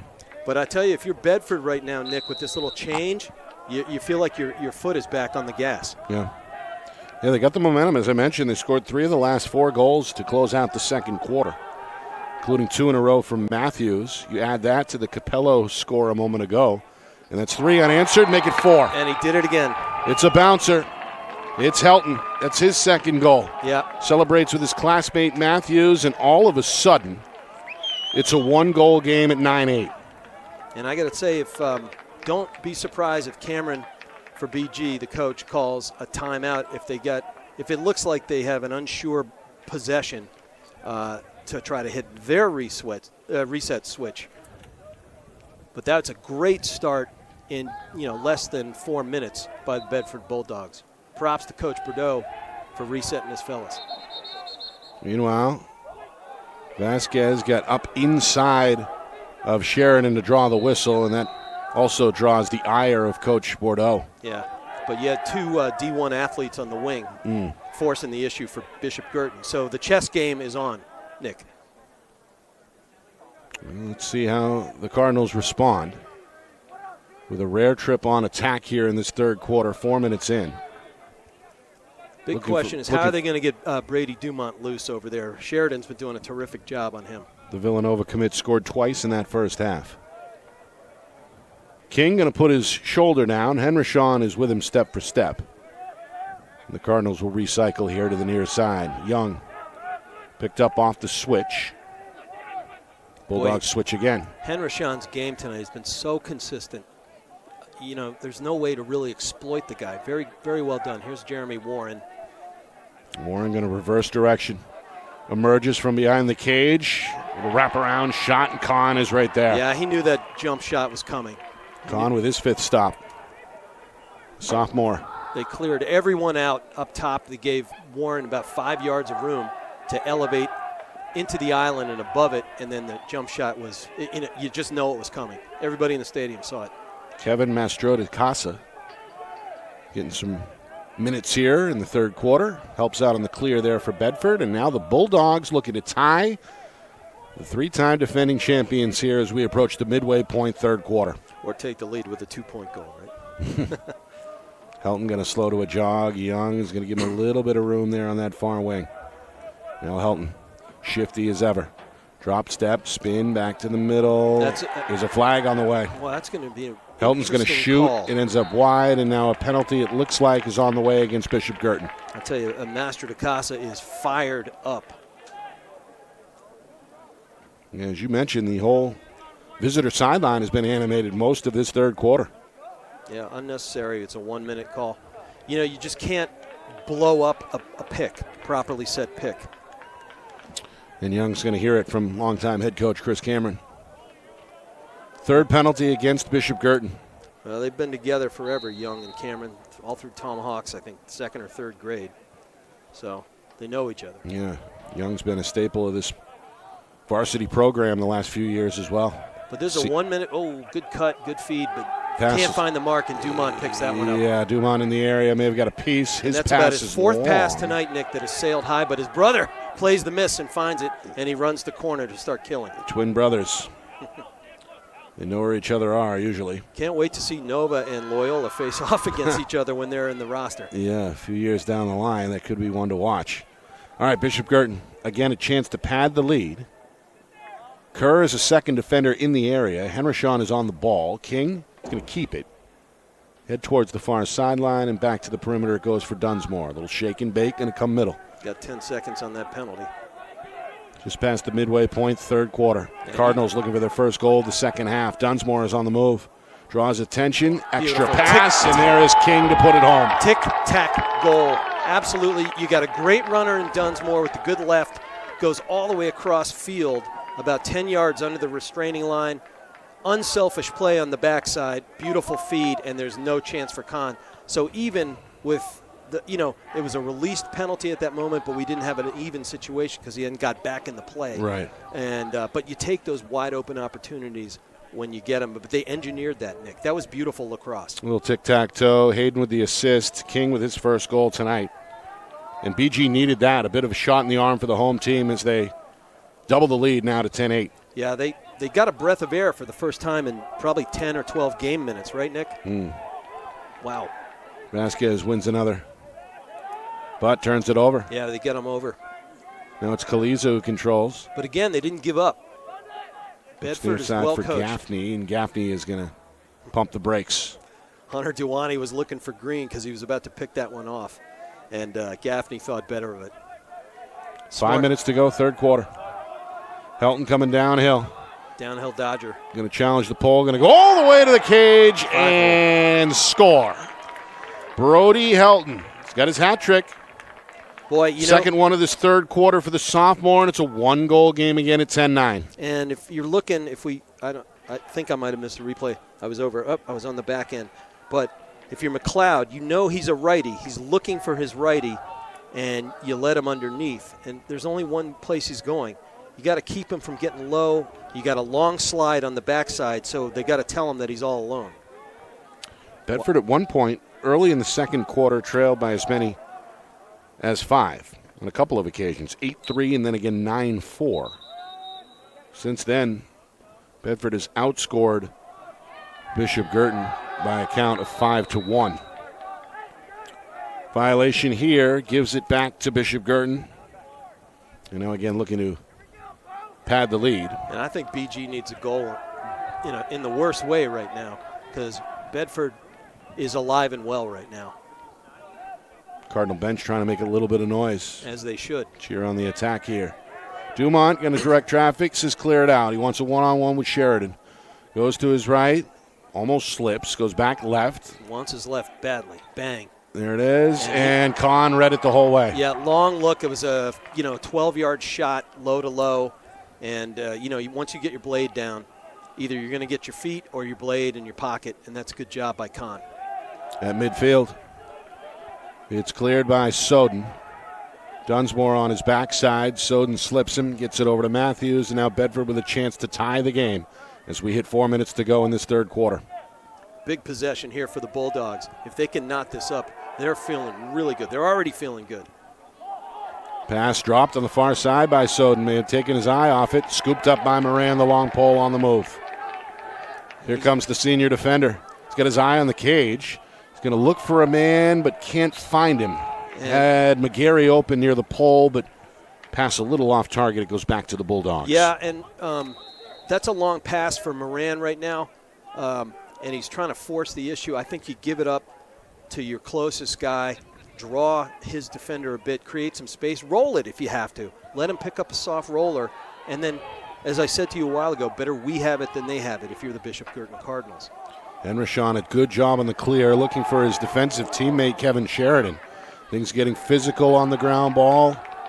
And I believe Dumont has it. He does. Alex, now he's going to go the length of the field with a bouncing pass, trying to find his twin brother. I don't understand that. And a little too strong for his own good. It's turned over. I couldn't see whether Kahn was out of the goal there. If he was trying to take a shot, so be it. What do we have here? A timeout, it looks like. Timeout, Nick, yeah. Timeout on the field with 3 minutes to go. But good job by Kahn. Third quarter. Great job by Kahn reading that ball, and, goalie play is essential. He's been good. 6 saves unofficially for the sophomore. Our broadcast brought to you by Beals Insurance, locations in both Bedford and Londonderry. Whether you need home, auto, or business insurance, Beals Insurance will get you the price and quality coverage that's right for you. Visit BealsInsurance.com. Also by MG Sports Fundraising. That's fundraising made easy. MG Sports Fundraising is the official fundraising partner of Friday Night Lights New Hampshire. Visit mgsportsfundraising.com. Start raising money for your team today. And finally by the New Hampshire Tomahawks, showcase and development for college lacrosse. Visit nhtomahawks.com and also girls.nhtomahawks.com. Nick Anastas along with Rich McDonough. It's our Friday Night Lights New Hampshire Game of the Week presented by Beals Insurance. Hit the subscribe button. We're on YouTube, of course, at FNLNH Media. And, Rich, I know you've got some lacrosse activities planned. I do. Right? And we broke with the Tomahawks, and I coached with Tomahawks, did some Hetler goalie clinics as an old goalie. Shout out to my friends over in Montpelier, Vermont, who are watching tonight. There you go. They have our channel. We like that. And Chad Hollister and company. I'm going to hopefully work with Coach Tony and do a Coach Mac goalie clinic and help elevate some play in Vermont. And it's good to have them on board. Your network here, isn't it? Well, it's kind of nice. I know if you're looking for perhaps 2 young counselors to help with that role, they're down here on the field tonight. Ethan Kahn has been outstanding at times for Bedford, and Will Murphy was real hot in that first half, unofficially with 8 saves to keep the Cardinals, of course, in front. And the quality of his saves. Yeah. It's not just numbers, just like hockey, right? When you come up with those big ones, it does something to your team's psyche, and you realize that you got to stand out a stalwart back there in the pipes. And Kahn's made some terrific saves in his own right. Out of the timeout, Bedford just going to let their sophomore run wild. That's Helton. Not a bad choice. Quick shot. There's Murphy out in front. I think he was out of the crease there on the save. Yeah, it was almost like, the old Ali take that with you jab, right? He reached out and got that one, his 9th. Boy, BG's passing has been, they got to work on it. That one a little off target. Matthews takes advantage, finds Kaliza, and we are tied at 10. Well, and Coach Cameron is none too happy, along with Luke Solms, who's a friend of mine. He's his D coordinator, a BG grad, as is Cody Marquis down there.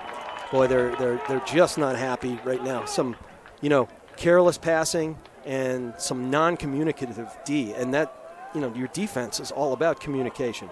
Kaliza, his 2nd goal tonight, the senior, celebrates with his teammates. Bedford, after trailing by as many as 5 back in the first half, they have come back to tie this thing at 10 with 2.5 remaining. 10-10, and it's not Third quarter. WINS, the old New York station. Right. The Winds. Dating myself, buddy. The Winds. No, I'm with you. Meanwhile, You were Hofstra, so you know. I know. Yeah. They give you the world in 10 minutes, I believe. Oh, was the look slogan. at you. Yeah. You're doing material. Meanwhile, a violation there against Bedford is going to give it to BG. So this may be the break the Cardinals were looking for here. They need breathing room. They need to manufacture breathing room right now. And Bedford's, like a boa constrictor right now. They're not willing to give them anything right now. Here's Hayden, the sophomore, wants a one-on-one. Good player. He's got a good lefty. Matthews going to force him to give it up. King up top, Dumont dropped it. They've got 4 lefties in the game right now, does BG. And he's going to shoot there on the run. That one whizzes by the head of Kahn, out of play in the near corner. How often do you see 4 lefties on a 6-on-6 situation, Nick? I mean, this is remarkable. Seems like it's by design, of course. I would think so. Longtime head coach Chris Cameron. Inside of 2 minutes, third quarter. Dumont. Here comes that pick on Sheridan. Yep. Pick and pop. Wow. And score it. Yeah. All he needs is 1 foot of space. And Sheridan, that was a gutsy pick out there.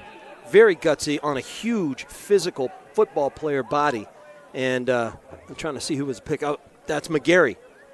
That guy's afraid of nothing. I don't care if he's 5'7" or 8 or 9 or whatever. He is a physical player in his own right. He doesn't care. Hat trick for Dumont, the Villanova commit, scoring his third with 100 seconds remaining to put his club back in front, 11-10. They needed that big time. Vasquez going to give him a big face-off win here. And there they go, making the simple play. Make the simple pass, make the simple play. Again, possession being 9/10 of the law and 99% of lacrosse. Back for Dumont. And again, a high pass. It's interesting. I don't know if it's moisture in there, making the pockets, bag out, they call it. Get moist and they flex the wrong way unexpectedly. Here's a lefty dodge coming up. Young goes behind the cage. King is ready. Cycled far side. Dumont closed out by Sheridan, trying to shake off the big 6'5" defender. Good job driving him to his right hand there and giving him nothing but a jump shot from 12 yards out. That's really good defense by a good kid, well coached. It's been a fun matchup to watch. Meanwhile, off the switch, Soden. Oh, and he's got him off his nice job dodging there. King. And now it's reset for McGarry. He's going to take a trip behind the net with 45 seconds to go, third quarter. McGarry's starting to feel it. I like the way he's starting to run now. He doesn't look like the timid first-year varsity player anymore. And, Nick, I used to tell the kids, experience is what you get when you don't get what you want. Congratulations, you're now experienced. There you go. Yeah. I think the Card's thinking one shot here with 25 seconds. Oh, without a doubt. Unless it's just gaping, just you got to take that when it comes. But Bedford's back in their disciplined defense right now. Dubois gets loose. Picked up, though, off the switch. Gets inside a Kerr. Dubois trying to weave to the cage. Great face Shut dodge. down by Kahn. Overhead save. Keeps it a 1-goal difference, and that is going to bring us to the end of the third quarter. He didn't make him work for it, though. He did everything, got the last-minute face dodge, and shot it bucket to bucket. Props to Kahn for matching sticks, though. 11-10 after 3.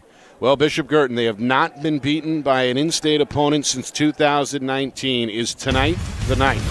Or do the Cardinals keep the Bulldogs at arm's length? We find out next. Fourth quarter on the other side. You are watching our Friday Night Lights New Hampshire Game of the Week, presented by Beals Insurance.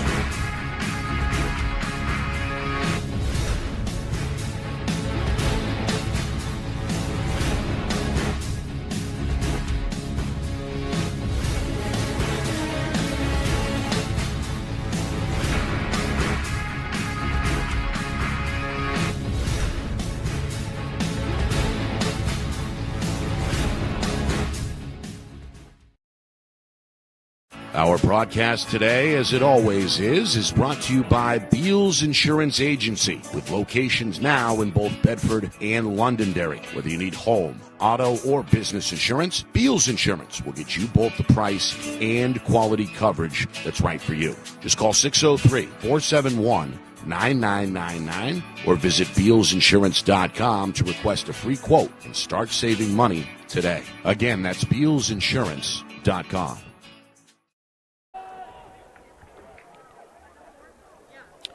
Well, you couldn't have written a better script through 3 quarters of action here at Stello Stadium. Defending champion Bishop Guertin with an 11-10 lead over the Bedford Bulldogs. This matchup widely seen as perhaps a preview of the Division I championship game in June. And if there's any type of drama 2 months from now that resembles what we've seen so far, we're in for a treat. Amen. I mean, it's been back and forth. The chess game between the coaches has been exciting and, palpable, really. Then the physical play that I kind of thought would happen in the third quarter did happen. Right. Good coaching decisions, and then the kids are giving it up.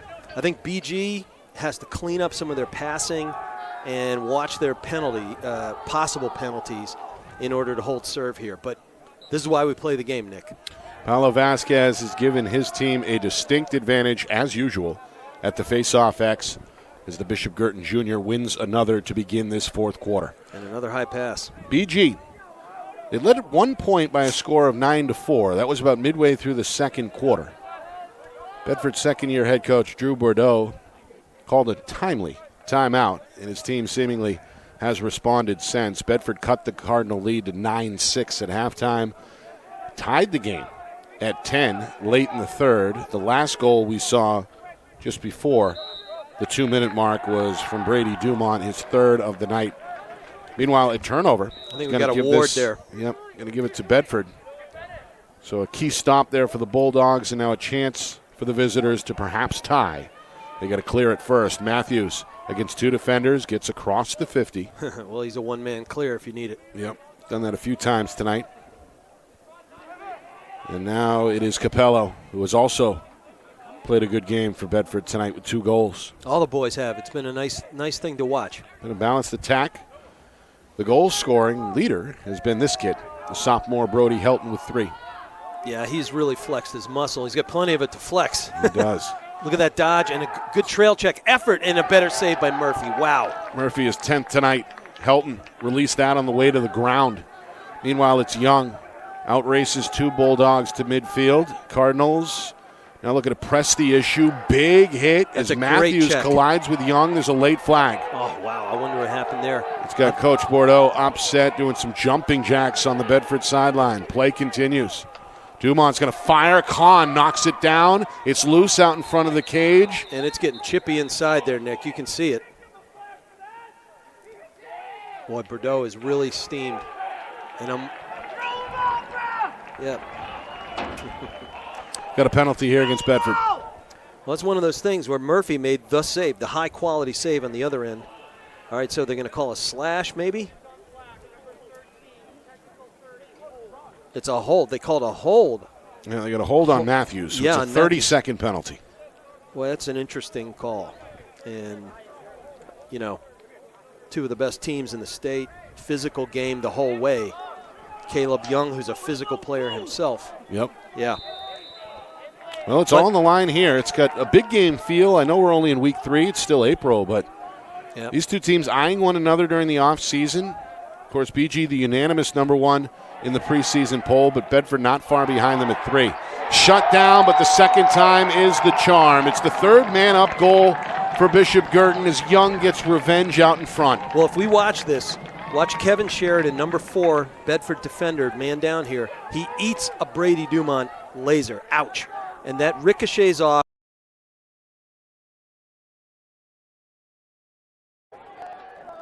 A save, and then the loose change picked up by Caleb Young off a terrific save.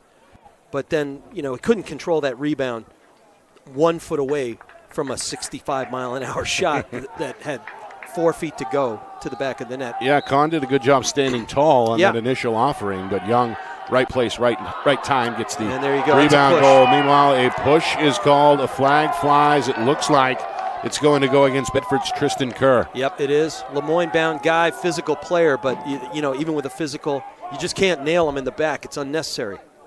But it's also cagey by Vasquez to turn, and it wasn't equal pressure, so Tyler Kerr had to call that. That's the ref there.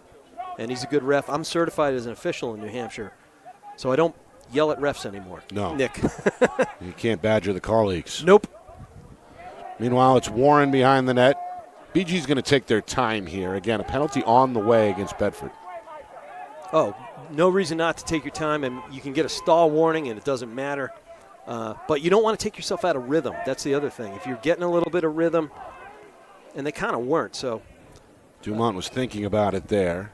But here you can do anything you want to get Dumont free, and then everybody's looking at Dumont and find the empty spot. Warren behind the net. And they elevate nice and high for him. Given room by the defender, Soden. Now Soden trying to put the clamps on. Forces him to get rid of it to the wing. Back up top, Hayden, the sophomore, swallowed up by Kahn, and that will bring the whistle. That was ill-advised. It was a long shot when they had a good possession going, and you start to tire a defense out. And then when you start to tire, they stop communicating well frequently, and especially early in the season when you haven't gelled. And, keep possession. Keep testing them, Nick, and then execute when they're kind of off balance here. But here comes that call, and that will be 30. So Kerr with his left knee down on the carpet, watching from the box.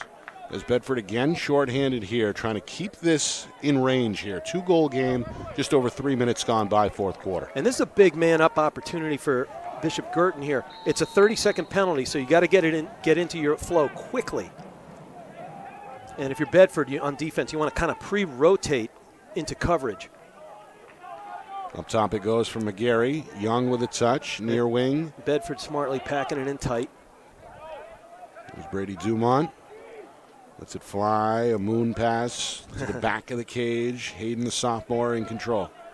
He's left unguarded for the moment. Finds a cutter, but the ball betrays the stick of Young. Yep. It went in and out. Ends up taken off the bounce by Kahn, and Bedford's got it. Okay, that was disciplined defense by Bedford. They stayed packed in. They had their sticks in the skip lanes, we call it, so you can't fire a skip pass over in the imbalance. And it's a good timeout by Coach. Yeah, Coach Bordeaux is going to get the clear from Helton and then call for time here with just over 4 minutes gone by in this fourth quarter. Well, again, back and forth, opening few minutes. Bedford actually led 3-2 midway through that first quarter. And then BG got hot. They closed out the frame with 4 unanswered. Added 2 more to begin the second quarter and built up their largest lead at 8-3. It was 9-4 a moment later. Bedford, they regained confidence in the closing minutes of that first half. Bennett Matthews, 2 goals, 2 assists. Both goals came in the final 5 minutes. It was a 9-6 game in favor of BG at halftime. Bedford continued the momentum to begin the second half. Capello and then Helton made it 9-8. Owen King responded for BG with his lone goal. The sophomore made it 10-8. And then Helton and Kaliza go back-to-back for the Bulldogs to tie the game at 10. Final 100 seconds. Brady Dumont gets his third for BG, putting the Cardinals back in front 11-10. That is where we were to begin this fourth quarter. Caleb Young, a rebound goal a moment ago. And here we are, 12-10 Bishop Guertin, hoping to avoid the loss, which would be their first against an in-state opponent since 2019. That's a long run for any program anywhere in the country. And you pointed out to that Helton Kaliza run there in, I think it was pretty rapid fire. And I think I said that Bedford is alive and well right now. Bishop Guertin, good response to getting punched.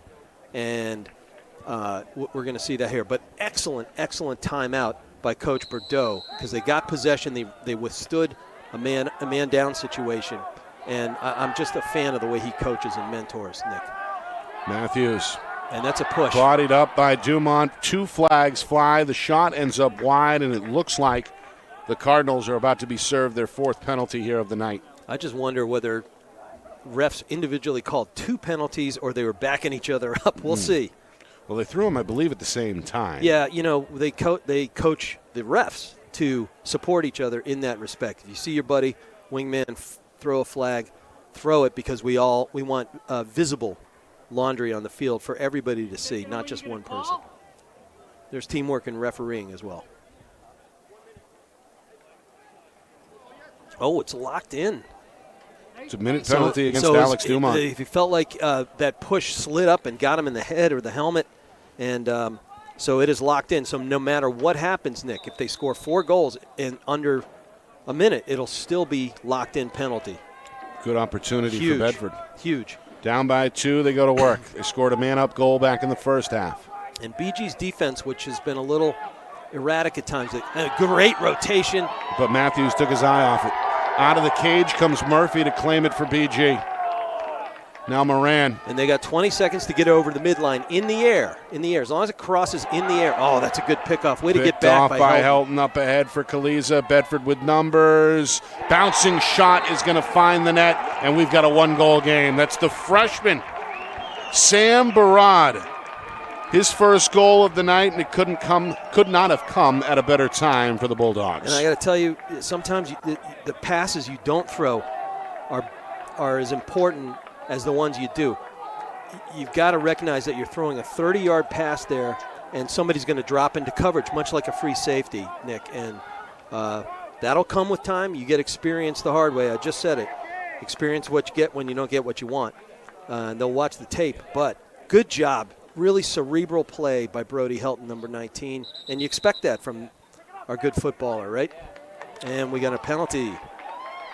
Well, Helton needed a new stick, and as a result, I'm not sure exactly. Let's see what the officials have to say. I couldn't read that hand signal. I didn't bring my booklet tonight. Helton was late getting into the circle because he was changing sticks. So is it a delay of game? Well, let's see if we can hear the interesting call coming up, Nick. And, yeah, they're doing some stick work on the sideline, so that's probably what it is. Coach Bordeaux not happy. Second-year head man. And sometimes if you're a coach and you see it's happening, and you need a break, you got to let the refs know. Ref, you don't always have to listen. Helton's going to jog back on now with a short stick. This all comes with less than 5 minutes gone by, fourth quarter.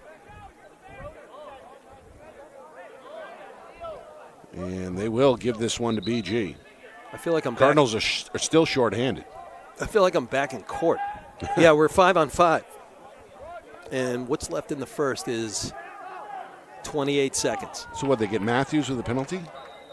Couldn't see who's serving it. Yeah, I think the sophomore's in the box. So we're 5-on-5 for 28, and it's a 30-second penalty to the the Bedford Bulldogs. So it's basically, it's a push, not a push penalty. Right. Young is going to try and he's got to watch. He draws a warning call, and they're asking for it. Second defender's coming over. Kerr is the primary defender. Young is going to head back towards the sideline. Dunsmore steps in. And warding, for people who don't know, is when you use your body to deflect or push off a legal check. That's a good save by Kahn. And it's Nick. Kahn wow. right there. The sophomore has seemingly gotten better as the game has gone on. That is a very good save. Wow. He is really pumping his team up. That's important. I've got him for 10 saves unofficially. And again, kind of like Murphy has had, high quality. Here's Matthews across midfield. Another clear for the sophomore as we hit the midway point, fourth quarter. He hits the pipe. Boy, that was on the weld, the lower corner of that pipe. Wow. Noah Guerrera, Johnny on the spot with the ground ball, and the Cardinals have the ball. Well, maybe we'll do ESPN next year. Oh, and Cameron called for a timeout right there. Going to get the timeout here with just inside of 6 minutes remaining in regulation. A well-timed I agree. Timeout by Coach Cameron. Yeah, Luke Purnell, who's a terrific attackman, but also a seriously big-time rider, was about to eat Finn Moran up, and that's a good timeout, even though he hadn't crossed midfield yet. Both goaltenders are going to sleep well tonight. They've been tested, and as you said, Rich, not the number of stops necessarily, but the type of stops that we've seen has really been impressive. Well, you see in hockey, for example, when Bob, goes pipe to pipe in a blink of an eye, and you see all the folks on the bench and the crowd just standing on their feet and cheering, and it's phenomenal. Look, see where that hit? Lower corner. And Murphy had read it. It was just too fast and too high quality and too well placed. That would have tied the game. Yeah, exactly. So instead we stay at 12-11. I tell you, as a guy who's been in a 12-11 game in college between the pipes, we were playing Stony Brook, and they beat us at the buzzer. I'm a goalie. I did not sleep well that night, even though I'd had a bunch of good saves. No, these kids are competitors. I'm sure whoever is on the wrong end of the final score tonight is going to think about it for a while. Yeah, I'm not a train wreck, but I still think about that. Yeah. All right. Less than 6 minutes now. How does the clock factor in for both these teams? One team obviously looking to protect a one-goal lead, the other trying to make up the difference. Well, there's that old phrase that, in hockey, and I've covered some college hockey and high school hockey, 2-goal lead's a lousy lead, 1-goal lead's a lousy lead, because you can get an interference call, you can double the ball and check the ball loose, and we're dealing with teenage boys, and it's early in the season. So play your game, I think, Nick. Young did a good job swimming horizontally there to cross midfield, despite the best efforts of 3 different Bulldog defenders. Yeah, I don't think Johnny Weismiller ever had a better swim. That one, I think, is before my time. He was the first Tarzan, Okay. and he was an Olympic swimmer. Meanwhile, it's Hayden. Across the zone, broken up by Sheridan, and the ground ball goes to Soden. Soden trying to spin his way, split dodge, escape a mob. Gets a whistle, and what do we got here, a ward? Yeah, probably interference. Moving pick. You can see the senior's not happy with the call. Yeah, but it happens. And look, but Bedford defense is selling out, Nick. We've seen it all game long here. Not afraid to get out and challenge. When you take a Brady Dumont shot to your bare thigh, you've sold out. Coming up on 5 minutes to go, third quarter. BG, a 1-goal lead. Dumont. Looking for a guy. Hayden thought about it, split dodge, and then he pays the price. Yeah, that was not Soden who knocked him down. Yeah, he should have. And now that ground ball is anybody's guess. Once you split those two guys, you are susceptible. Your whole midsection is wide open. And here comes Sheridan showing he's got some wheels, man. The 6'5" defender. Oh, his good pass stick. broken up. Sheridan trying to find it, takes a shot. And then we get a whistle. Oh, good timeout. And a timeout from Coach Bordeaux, and you can see the young, energetic head coach is firing up the Bulldog fans here in Nashua. Old Newburyport boy is showing in that he might be able to put on the helmet again and get busy. Of course, was a star at St. Anselm College not long ago, now in his second year as the head man. He's going to join us tomorrow night on FNL Lacrosse. Win or lose, we're going to break this one down with the energetic Drew Bordeaux. Of course, Coach Cameron, as usual, will be in the co-host seat. FNL Lacrosse, it comes your way tomorrow night at 6 o'clock every Wednesday, live on Friday Night Lights New Hampshire, presented by the New Hampshire Tomahawks. Let's get another look at that replay. That's a big presence. That's the Gatorade Player of the Year on the gridiron coming So watch at full Noah speed. Guerrera gets a good stick here. It Yep. gets to the ground. Sheridan sticks with it. His old nickname is Snacks, and he was feasting on that one. And really, just a team timeout by Coach Bordeaux. I mean, there are times when you got to bail a kid out after that kind of effort. That was a big league effort. And then meanwhile, Coach Cameron, he's been in these kind of pressure cooker situations, plenty of them before. Of course, he's got 12 state championships on his resume. You said a moment ago, play your game, 1-goal lead, not comfortable enough. Defensively, how do you approach it leading 12-11 here with 4.5 to go? Well, Brody Helton can dodge just about anybody. We've seen that tonight. I think you got to deny his right hand, make him pass, and then force a long skip pass or something of that nature. But Brody has clearly shown why he's a Dodger, and then he can convert. I don't want him to get loose. Matthews. His play resumes. Going to take on Alex Dumont. Dumont poked it loose. Matthews lost his footing. That was Ball a D1. is going to roll to the corner and end up with Bishop Guertin. That was a man-sized check by a guy going D1 for a reason. Just a strip. And, fought all the way to the corner, created space. Great job by Dumont. Yeah, it's Alex Dumont. He'll play for Loyola next year. Good kid. I was lucky to coach him and be friends with his family. Good people. One of 5 D1 commits on the roster. And Caleb Young, here's one where you might want to chew 30 seconds before you get into your flow, Nick. We're down to 4 minutes. King. And now a little bit of keep away here for Bishop Guertin as they bring it back up top. Yeah, they want to spin it around the outside. see how far out the Bedford fellows will draw. And here's your big-time matchup right now. This is Brady Dumont being chased by Sheridan. That shot is off target. And he likes to shoot from our near wing here, the right side of the offense, so he can get to that lefty. But when he does an alley dodge like that, he can get his hands free. Sheridan shows why he, is an all-state defender caliber himself. Brady Dumont has led Bishop Guertin tonight with 3 goals. 3.5 to play, fourth quarter. That was one of my keys for BG was you got to get Brady scoring. Well, now the clock is factoring in both ways. Bishop Guertin okay with it ticking down. Bedford almost forced between a rock and a hard place. You got to make a decision, right? You don't have to go too early to pressure or shut off or anything like that. And that's just good defense right there. It was by Matthews. Yep. Up top it goes. Brady Dumont thought about it, had the room to get the shot off, but instead decides to take more clock. Yeah, BG's testing the waters on offense, see what they're going to give him. And then one by one, they'll try various, see how the water is, right? Goldilocks. Inside of 3 minutes. Yep.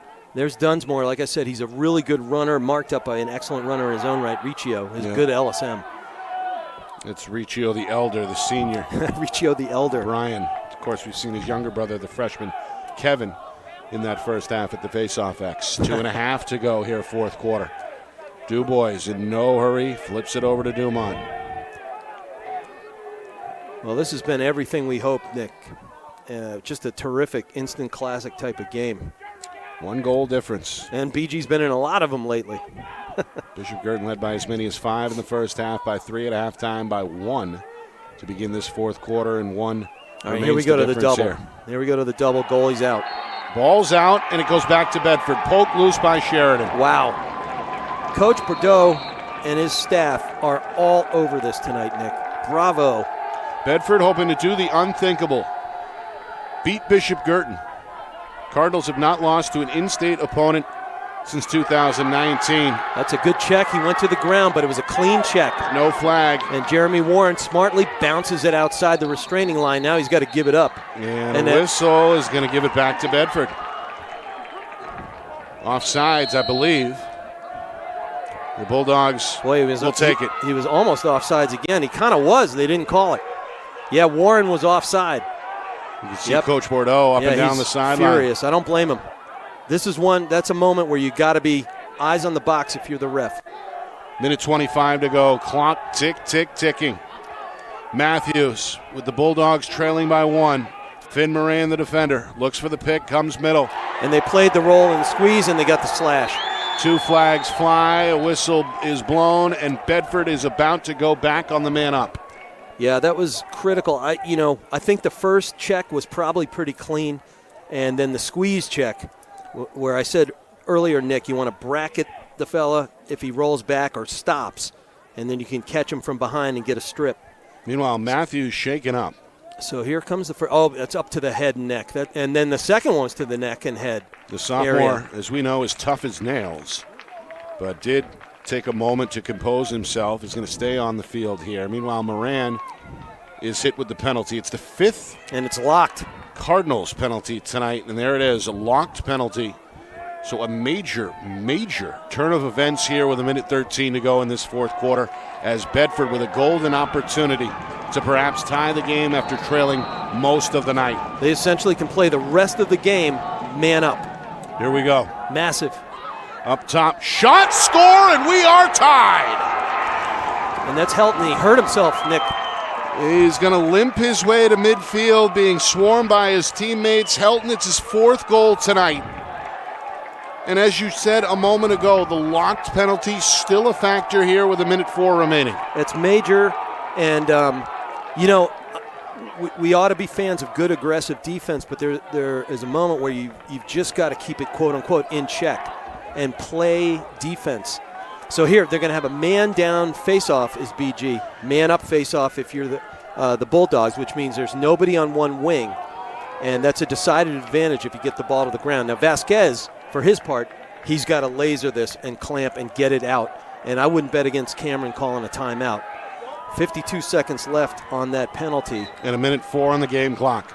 Vasquez and they against pull Sheridan. the dot. They pull the dot. Out. So smart. Sheridan trying to get to it. Will do. Bedford's got it. We're inside of a minute. Fantastic. Bulldogs looking for their first lead since the first quarter. Fantastic coaching, and then Kevin Sheridan, as he does in so many sports and games, rises to the occasion. Comes over to Helton. And they don't have any timeouts, I don't think, Bedford. Kaliza wants the shot. It goes low. Murphy may have redirected that. May have, but he was all over it if it was on pipe, I think.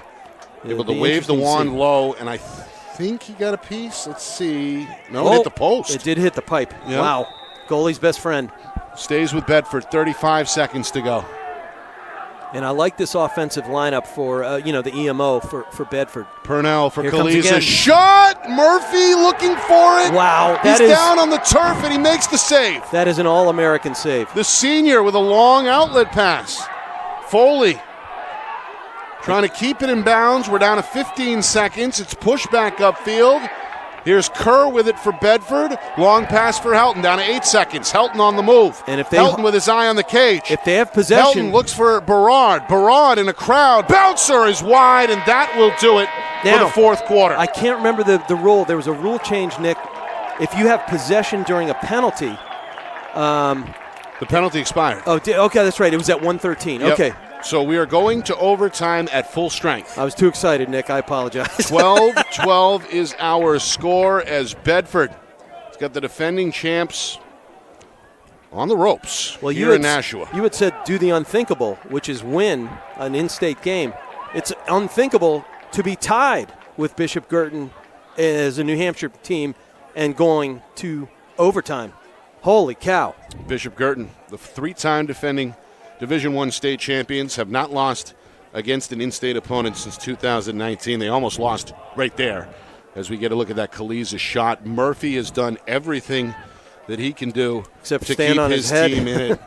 Both goaltenders unofficially with 10 saves each way as we head to an extra session here. 12-12 in OT. What a game. Yeah, this is a good one. We had it circled as soon as the schedule came out. And these two teams have lived up to the hype. Of course, BG, the unanimous #1 in the preseason coaches poll. Bedford right behind them at #3. Hey, Roger Howe, you're a good man. You're missing a good one. I'm glad I'm here with you, Nick. Glad to have you. Roger will be back next week. We'll be in Londonderry for Pinkerton Londonderry a week from tonight. Those guys are down a couple of notches, but that is going to be a no-love-lost battle. Oh, it's always a battle. Absolutely. Any year, any sport. Yeah. Between those two. I moved up here from Maryland neighbors. a while ago, but I've been here long enough to understand that to my core. All right. What do we watch for here in overtime? They put 4 minutes up. Of course, it's sudden death. Well, look, early out, they put their boys out there already, have Bedford. And #4 is going to the dot with the pole, Kevin Sheridan. And that has benefited Bedford in the second he's half. a physical player. He is a ground ball freak. And, you don't want to get in his way. As athletic and physical as Paolo Vasquez is, he's got him beat. Vasquez has had the overall advantage for his team at X. But the big, strong Kevin Sheridan has given him all he can handle in this second half since halftime. Watch the speed of Dumont on the far wing. Vasquez gets it, and here he comes. He scored the game's first goal. And Cameron called timeout. I knew he was going to do it. So It's a 4-minute timeout in high school, and we'll keep going. But that was one of those things. You dial it up. If you can win it, I'm going to call a TO. We're going to get our best dodgers and shooters in there. And then the biggest thing right now is going to be pinpoint accurate passing and pick away, pick down. I don't know. We'll see how they set up. Now, I'm sure Coach has something in mind here specifically for this situation. Are these end-of-game overtime situations something that teams practice a lot? Or is this more on the fly? Let's see what's happening in that particular game. Yeah, we always had a few gadgets in mind. Gadget, that's a bad way to phrase it. But, situational. Specific. Thought. And more than anything else, it was always about personnel and who's going to shine in the moment. But sure, you go through these things. Hey, if we need a goal with 30 seconds, here's what we want to do. So you have 3 or 4 things baked in, and but it's early in the season where you probably haven't got a ton of reps with this yet. And again, these big games are what makes you great in May and June. But a few of these guys have played together. They'll have something cooking. And Cameron's terrific with the X's and O's, as is Cody Marquis, his offensive coordinator. Bedford, they trailed at the break 9-6. They came back to make it a 1-goal game after 3 and scored the last 2 in regulation, both on a man up, by the way, to force this overtime with the score tied at 12. Bulldogs looking to stay undefeated in the early portion of the schedule. A win tonight would improve the club to 4-0.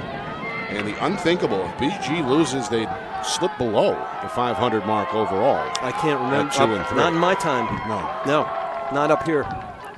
Cardinals, they've been the standard really since Coach Cameron arrived back in 2004, hoping to pull a rabbit out of a hat here after surrendering the lead late. All right, and again, we got 4 lefties in the game. Dunsmore is going to put it in play, the senior. Finds the sophomore Owen King behind the cage. Given room by the defender, Henry Shaw, going to jog to his left to the far sideline. Goal line extended now. And back near midfield for Brady Dumont. I wouldn't bet against freeing up McGarry. He's got a shorty on him. Dumont stops on a dime. Goes back to his left, looking for a shooting lane, and there's Kahn with the save. Yep, right bucket to bucket. Didn't change planes. Gets it out quickly as well, and Soden has the clear. It'll be interesting to see at what point in the field. Yep, right there. Make that Matthews has the ball, gets the timeout. Bedford's got the momentum. Kahn with 11 saves by my count. Been outstanding between the pipes. And seemingly, I said this earlier, it's gotten better as the game has gone on. I totally agree. You know, it's at this point in the season, let's say you take your first third in any season, particularly in lacrosse where the mechanics take a while to develop, even if you played 100 times before. And you're a younger goalie, you just won the job, and you come up with some saves in game 1. You played real well against Pinkerton, and all of a sudden you feel like you're an upperclassman, you've got experience, and I keep pointing to experience, Nick. And that's been my experience as coaching and playing goalie. And you're right. Bedford brought a lot back from that 2023 squad, the first under Drew Bordeaux. And I've seen Coach say this to other members of the media. Last year, looking to establish a culture. This year, looking to build on that culture with a lot of those veterans. Of course, Bedford, they made a quarterfinal exit after losing to Merrimack unexpectedly in the minds of many 9-8 last year, and a lot of those players use that as motivation going into this year. Without a doubt. And if you've got a culture shift that kids, and he kept using the word buy-in, okay? We've all been there, no matter what, business, life, etc. But you can also use that as a tool. Say, you remember what happened last May. Right. That ain't happening anymore. All right. Great job by Coach. 3:14 on the overtime game clock. Bedford with their first possession of OT. And as a goalie with a tie game, I tell you right now, Will Murphy, as experienced as he is, he's breathing hard. He's been outstanding tonight. Both goaltenders really Absolutely have been fun to watch. All right, here's Matthews. Dumont on him. Yep. Trying to shake off the pesky defender. The senior, though, is right there, step for step. And good job by Caleb Young letting Dumont get on top and over the pick. Looks for a pick here from the freshman. Comes right, lowers the left shoulder. Short pass taken in by his classmate Helton. And remember, Helton's got that gimpy leg right now. He's got 4 good goals swim to his move. credit He as doesn't well. want his left. No way. Poked loose by Alex Dumont, and Moran gets to it for BG. That was a great chop check by Dumont. When they got the rollback, they played that rollback because they know he doesn't want his left. Long outlet for Foley in the middle for Young. Now it's Dumont. This is huge. And you want to be patient. You're 2.5 minutes. You got ample time. You don't want to be over eager and take a silly shot or a long gumball. Dumont thought about it. Pumps the brakes, goes back to Young, but it's poked loose. And a waist-high ground ball is taken on the move by Soden. Soden to the 50. Soden inside the 30 is going to stop and allow his teammates to get onside and hit the reset button as Bedford looks to take this overtime clock down to 2 minutes. Looking to win the game here on the road. And I think they're feeling it right now. Matthews. And if you're BG, you got to communicate. Everything has to be talked through. Matthews on a mission. The sophomore to the cage. Wow. Knocked down by Murphy. It's loose behind the net, and Dunsmore wins the foot race. And I expect Dunsmore to win most foot races, but at that point, he had almost no angle at GLE, Nick, goal line extended, as you and I explained earlier. Great job by Murphy. All right, here's where you got to be patient on your clear. Poised. Moran, good poise. Yep. Short toss and catch for Young. Flips it over to DuBois. And now it's Dumont. Let's see your personnel. You got Coach DuBois, Cameron is and you in get Dunsmore off. Yep. direct communication with his guys right now. All right, Hudson Schmidt, really good running back coming in, sophomore. Minute 25 to go in overtime. Oof. Young near side. Schmidt hasn't played much tonight, but he's out there here. Very athletic. King behind the net. Yep. Got some happy feet here. Pick coming. Got himself some space. Shot won't go. Tough angle And on the goalies. release. And then there's Kahn with a crafty play to get the ball for his team. That's a tough call because it was on an angle was the shot, and he just went straight to the center of the back line. It's where a point where the ball goes out of bounds and who's closest. But ref made the call. And Bedford is going to get it over midfield. Inside of a minute to go in OT. Boy, I tell you, Bedford has taken every prize fight punch here and come back. Kaliza with a spin move. The trailer is going to drop it to a crawl here. That's Helton. Down to 40 seconds. A goal wins the game for the Bulldogs. Look at the swim move coming. Boom. Shot wide. And nice back up there. I know they were all excited, looking for a rebound, but he stayed deep enough to get to that line. Yeah, good job. Purnell almost unaccompanied. Holy smokes. Make that barrage over there for Bedford. And Down to 30 seconds. McLeod is beatable here. The freshman's pass is errant. But he got a lift check there on that pass. Good job at McLeod. Loose at midfield. Oh, boy. Still loose. Playing Kerr soccer. Swoops for it. Gets it for Bedford. 20 seconds. Matthews. Coach Cameron upset, wanted a call. Yeah, nothing. Matthews looks out in front. There he is. Over the shoulder. Oh, he goes went wide. Boy, holy B2B there. Behind the back, over the shoulder. That was Capello. And you got 10.3 on the clock, Nick. Still time. Oh, bouncing ball that's off the cross and ricochets out. Here comes Dumont. Yeah, we're going to couldn't get double. it. I think so. We're down to 1 second, and that is going to do it for the first overtime here in Nashua. Extra time was needed, and now extra time necessary as well, as they're going to tack another 4 minutes on here at Stello Stadium. I'd say the barn is in ashes. Forget barn burner. Holy cow. You see there, Capello kind of flipped it over the shoulder out in front. Tried to catch the goalie by surprise, but that's a tough shot. And well, as a result, we stay tied at 12. And through our open window here, where's all the energy right now? It's on the Bedford bench. Each team will get one timeout, 4 more minutes. Punch, counter-punch, really all night.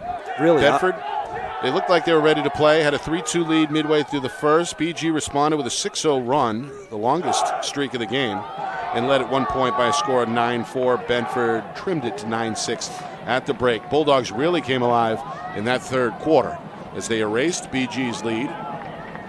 And despite all of that, the Cardinals still were in a good spot late in that fourth quarter with a 2-goal lead, but some untimely penalties against Coach Cameron's squad kept the door open for Bedford. They scored 2 man-up goals to tie it at 12, and here we are about to enter double overtime with the score still tied at 12 apiece. That locked-in penalty with 1:13 in the fourth was killer-diller, right? You just can't have it. You got to keep your wits about you. But, again, that's why we play the game. Yep. And all right. Sheridan going out to the dot again. It'll be Vasquez against Sheridan. BG's going to head left to right. Bedford will counter right to left as the teams have switched Great ends. job by Paolo. Vasquez with the win, the junior. Another timeout coming? Knocked down from behind. They got it. Coach Cameron sneaks it in. All right, that may be the timeout of the year in this early season so far. Yeah, that was big. Another split second, and that ball was out. But he saw Sheridan closing with that big 6-foot pole. Yep. And get another look here. Vasquez, as good as advertised. Look at that tonight, clamp. no matter who he's been against. And he drags. He didn't take a step, so there's no violation. And here comes it's Helton Sheridan behind and yep. Helton behind. You know, two incredible athletes. And timeout occurred just inside the 20-yard line. Props to Coach Cameron for being Johnny on the spot with that one. That's tough. As usual, the coach has been in a few of these kind of. Well, you're also hoping games. that Vasquez, with his 4-yard cushion, gets all the way to the hole like and we the saw island. Yeah, to begin the game. To open the game. In fact, It was Vasquez who scored first, just 20 seconds in to give BG on precisely that kind of lead. play, and Helton and Sheridan were not on the wing at that point. So, that speaks as much to Coach Bordeaux's coaching and his I think his cerebral identification with this game is well done. I'm a big fan. Yeah, both coaches have helped their teams directly tonight at different spots. We welcome you inside Stello Stadium. We're in double overtime. The storylines are this: Bedford looking for the upset of the year. BG has not lost to an in-state opponent since 2019. A win for the Bulldogs would improve Bedford's record to 4-0. The Cardinals hoping to survive and improve to 3-2. And as we mentioned just a moment ago during the recap, it's really been tight most of the way, particularly since halftime. Right. And it doesn't get any easier for BG. They got to go to Exeter on Friday. Right. Just a brutal. Number 2. A brutal Here we stretch go. of the schedule. Coming off out-of-state losses against St. John's Preps and Staples. Yeah, top 25 teams. So. All right. BG hoping to put this thing to bed right here. Brady Dumont, 3 goals tonight. He's got it now up top. King going to release. It goes wide. They've got to be all over backing up these shots because they're going to come, and they got big shooters right now in the game. Lots of lefty with cannons, and the backup is going to be key. Bedford's won a bunch of runs to the line there. Dubois is going to fire. It's a bouncer. It goes wide. But again, that's okay. King is right in position. That's okay because now you got the defense thinking about everybody on the wearing white right now. Lots of space here for Caleb Young. He wants his left. It's almost a clear out. He's going to go left. Good check. It's good. It's all over. Caleb Young sends us all home in double overtime as Bishop Guertin is going to walk off with a 13-12 lead in double OT. Caleb Young, the senior on his way to Stony Brook, is the hero as Bishop Guertin still has not lost against an in-state opponent since 2019. Bedford, though, they send a message. Despite the loss, I'd say this one is on everybody's radar, a double OT win for Bishop Guertin. They're the number 3, number 2 team in the state. We're both on the media poll and the coaches poll for good reason. And, I'm sure there are plenty of people who thought it would be a 5-goal, 6-7. It looked like it might be that way as BG found its next gear. But as we've been saying, they punch back to the Bulldogs. They belong. They are right there, man. And this game wouldn't have gone that way last year. But Coach Bordeaux has changed the hearts and souls of Bulldog Nation right now. Yeah, and we're looking forward to speaking with Coach Bordeaux tomorrow night on FNL Lacrosse at 6 o'clock Eastern. Still a lot to get to tonight. Sure. We're going to take a break. We'll recap this one. I think we need a break here. We do. To soak it all in here. That was something cold. quite a game. 13-12 is the final. Post-game is next. I need a Ricola. Our Friday Night Lights New Hampshire Game of the Week presented by Beals Insurance. Our broadcast today, as it always is brought to you by Beals Insurance Agency, with locations now in both Bedford and Londonderry. Whether you need home, auto, or business insurance, Beals Insurance will get you both the price and quality coverage that's right for you. Just call 603-471-9999 or visit BealsInsurance.com to request a free quote and start saving money today. Again, that's BealsInsurance.com. The New Hampshire Tomahawks promote the highest level of club lacrosse competition, not just in the state, but in the country. Looking to get recruited? Director Chris Cameron keeps an open dialogue with the nation's top college lacrosse coaches. Over 400 New Hampshire Tomahawks alumni have played at the college level, including the ACC, Big East, Big Ten, Ivy, NESCAC, NE10, and more. The New Hampshire Tomahawks coaching staff has over 100 coaches, including current high school, varsity, and college coaches. The Tomahawks offer training for players of all ages, clinics, camps, and leagues, along with spring, summer, and fall elite teams. So play with the best. The New Hampshire Tomahawks, showcase and development for college lacrosse. Visit NewHampshireTomahawks.com and girls.nhtomahawks.com. How can you reach your team's fundraising goals at no risk and no cost? MG Sports offers a variety of products to make your team's fundraiser a success. Their products include tickets and discount cards to hundreds of local businesses. MG Sports now has a digital platform where athletes can raise funds in the comfort and safety of their own home. So become another athletic program like Bedford, Goffstown, or Memorial that sets fundraising records every season. MG Sports, fundraising made easy. Visit mgsportsfundraising.com to start raising money for your team today. Well, there he is, Chris Cameron. Another win for the legend.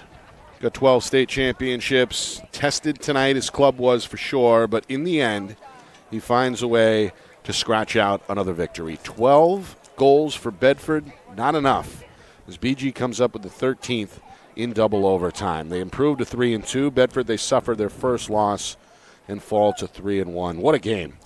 Nick had asked this along with Rich McDonough. This one was pretty tight in the opening minutes. Bedford led 3-2 about midway through the first quarter. BG responded with 6 unanswered, bridging the first and second quarters. Built up at 1 point, a 9-4 edge. Bedford trimmed that to 9-6 at halftime. Third quarter, an adjustment from Coach Bordeaux at X seemed to work a little bit. Momentum kept building. Bedford kept climbing back, tied the game at 10. BG's lead was 11-10 after 3, and then 12-10 late. But 2 big penalties in the closing minutes kept the door ajar for Bedford, and the Bulldogs capitalized with 2 man-up goals in the final few minutes to force OT. Both goaltenders stood on their heads at times tonight. Will Murphy, outstanding double-digit saves. Ethan Kahn, same thing for Bedford. But in the end, it is the senior, Caleb Young, who lights the lamp for the final time tonight, and BG escapes with a double OT win, 13-12 over Bedford. And that was a great wing dodge. When he was setting it up there, Nick, I was saying he wants to get to his left, and I've coached him since he was in 4th grade, and I've seen that move, and he's become a better and better runner as the years have gone by. He's a ferocious hockey player, very agile, and has a cannon lefty, and a team full of lefty cannons. And once he cleared the defender's hips, he was able to get those hands free, and it's over, really, unless you make an insane save. And Kahn has made a bunch of them tonight, just couldn't get that one, and that's part of the game. Kahn and Murphy, I had them each for 11 saves. That may or may not be accurate, but I think it's close, and really illustrative of how important they were at different times tonight for their clubs. And as you said, and as I've said all night, it was the quality of their saves. Big time. All right. We've got some numbers for you. Big game for Brody Helton. Got dinged up a little bit towards the end of regulation, but stayed in there, had 4 goals. Yep. And, of course, Bennett Matthews as well had a big first half, 2 goals and 2 assists. And then the 2 defenders, right? Kevin Sheridan took a few face-offs after halftime and won a few against Vasquez. He was big, and of course Spencer Henrichon made some heady plays tonight as well on the defensive end for Bedford. Well, and there was a moment. It ended up being that ricochet goal when BG had lightning quick 3 shots at it, but Sheridan got in front of the ugliest thing in the world to get in front of, which is a Brady Dumont shot. And he ate it. And I'll tell you, that hurts on bare skin. He's going to see the evidence of that. But, all right, so they got a goal, but what does it do to your team's psyche? Right. Like, our leader will do anything. And, boy, that's, as you said just a while ago, that is really part and parcel to Coach Bordeaux's culture and his mentorship. Props. Yep. Looking forward to speaking with Coach Drew Bordeaux tomorrow night, live on FNL Lacrosse. We're on the air at 6 every Wednesday. 6 o'clock Eastern. Coach will join us fresh off the road. Bedford's got a game tomorrow at Dover. He's going to join us on the phone following that. Of course, Coach Cameron every week is in studio with me, and we will also be speaking with 3 Exeter seniors tomorrow night. That'll be fun. And we'll cover all the girls' action as well, as we've got one of the BG players slated to join us live as well. Excellent. So make sure you set your alarm. 6 o'clock tomorrow night. We're on the air, and we're looking forward to it. Your final thoughts here, Rich, on what was an instant classic, a double OT affair between BG and Bedford. Well, one, Nick, thanks for inviting me. I'm a lacrosse nut, as you know, and a lacrosse nerd. And I'm glad that you and I got to see this in addition to calling it together. But psyche for Bedford it's a 1-goal loss toward to the juggernaut. You can use that as motivation, but it also says to you that, yes, our confidence is well-deserved, okay? Bishop Guertin, I felt like they had work to do. They were a little down after the Staples game, and, they're reprogramming some of their defense, and it showed. And I think they've got to clean up a couple of things like the errant checks. And interesting, maybe ask Coach Cameron tomorrow about the high passes that happened over and over again. But, I think Bedford, the nice thing is Bedford's looking at this going, they just played Staples to a 1-goal loss themselves, the BG Cardinals. Right. And we just played BG to a 1-goal game. We're here, man. Mm-hmm. We're ready to rock and roll. So I think this is going to be a fun top 3 and 4 teams in Division I, and it's going to be really cool to watch it unwind. Of course, Exeter may have something to say about that. Oh, absolutely. As well. Absolutely, and I get to see them on Friday. And we're going to speak to seniors tomorrow, Ethan Burnich, Owen Williams, and Tanner Smith, all at the same time. And I coach Williams and Smith. On FNL Lacrosse. Burnich is going to RIT, which is one of the top schools in D3. So we've got that trio tomorrow night. We've got Coach Bordeaux. We've got Cameron Schmidt as well, the talented BG senior on the girls' side, headed to Bucknell. Again, that's right. At 6 o'clock. Dad went to Fairfield. All right. I want to thank Ryan Brown, the athletic director. Good man. At Bishop Guertin for giving us the green light. Appreciate that as usual.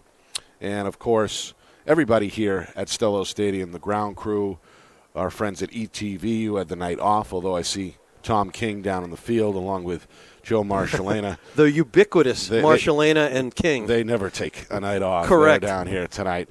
And, of course, want to thank you, Rich, for jumping in. I had a blast, man. Appreciate you coming on. I hope I can do this Brought again a lot with to you. the broadcast for sure. Yeah. Of course, my game-to-game partner is back next week. And he's great. That's the great Roger I Howe. love listening. So we're looking forward to having Roger back as well. Just give me a holler, though. I'd love to do it. The MVP tonight, right there. That's Kat Doyle.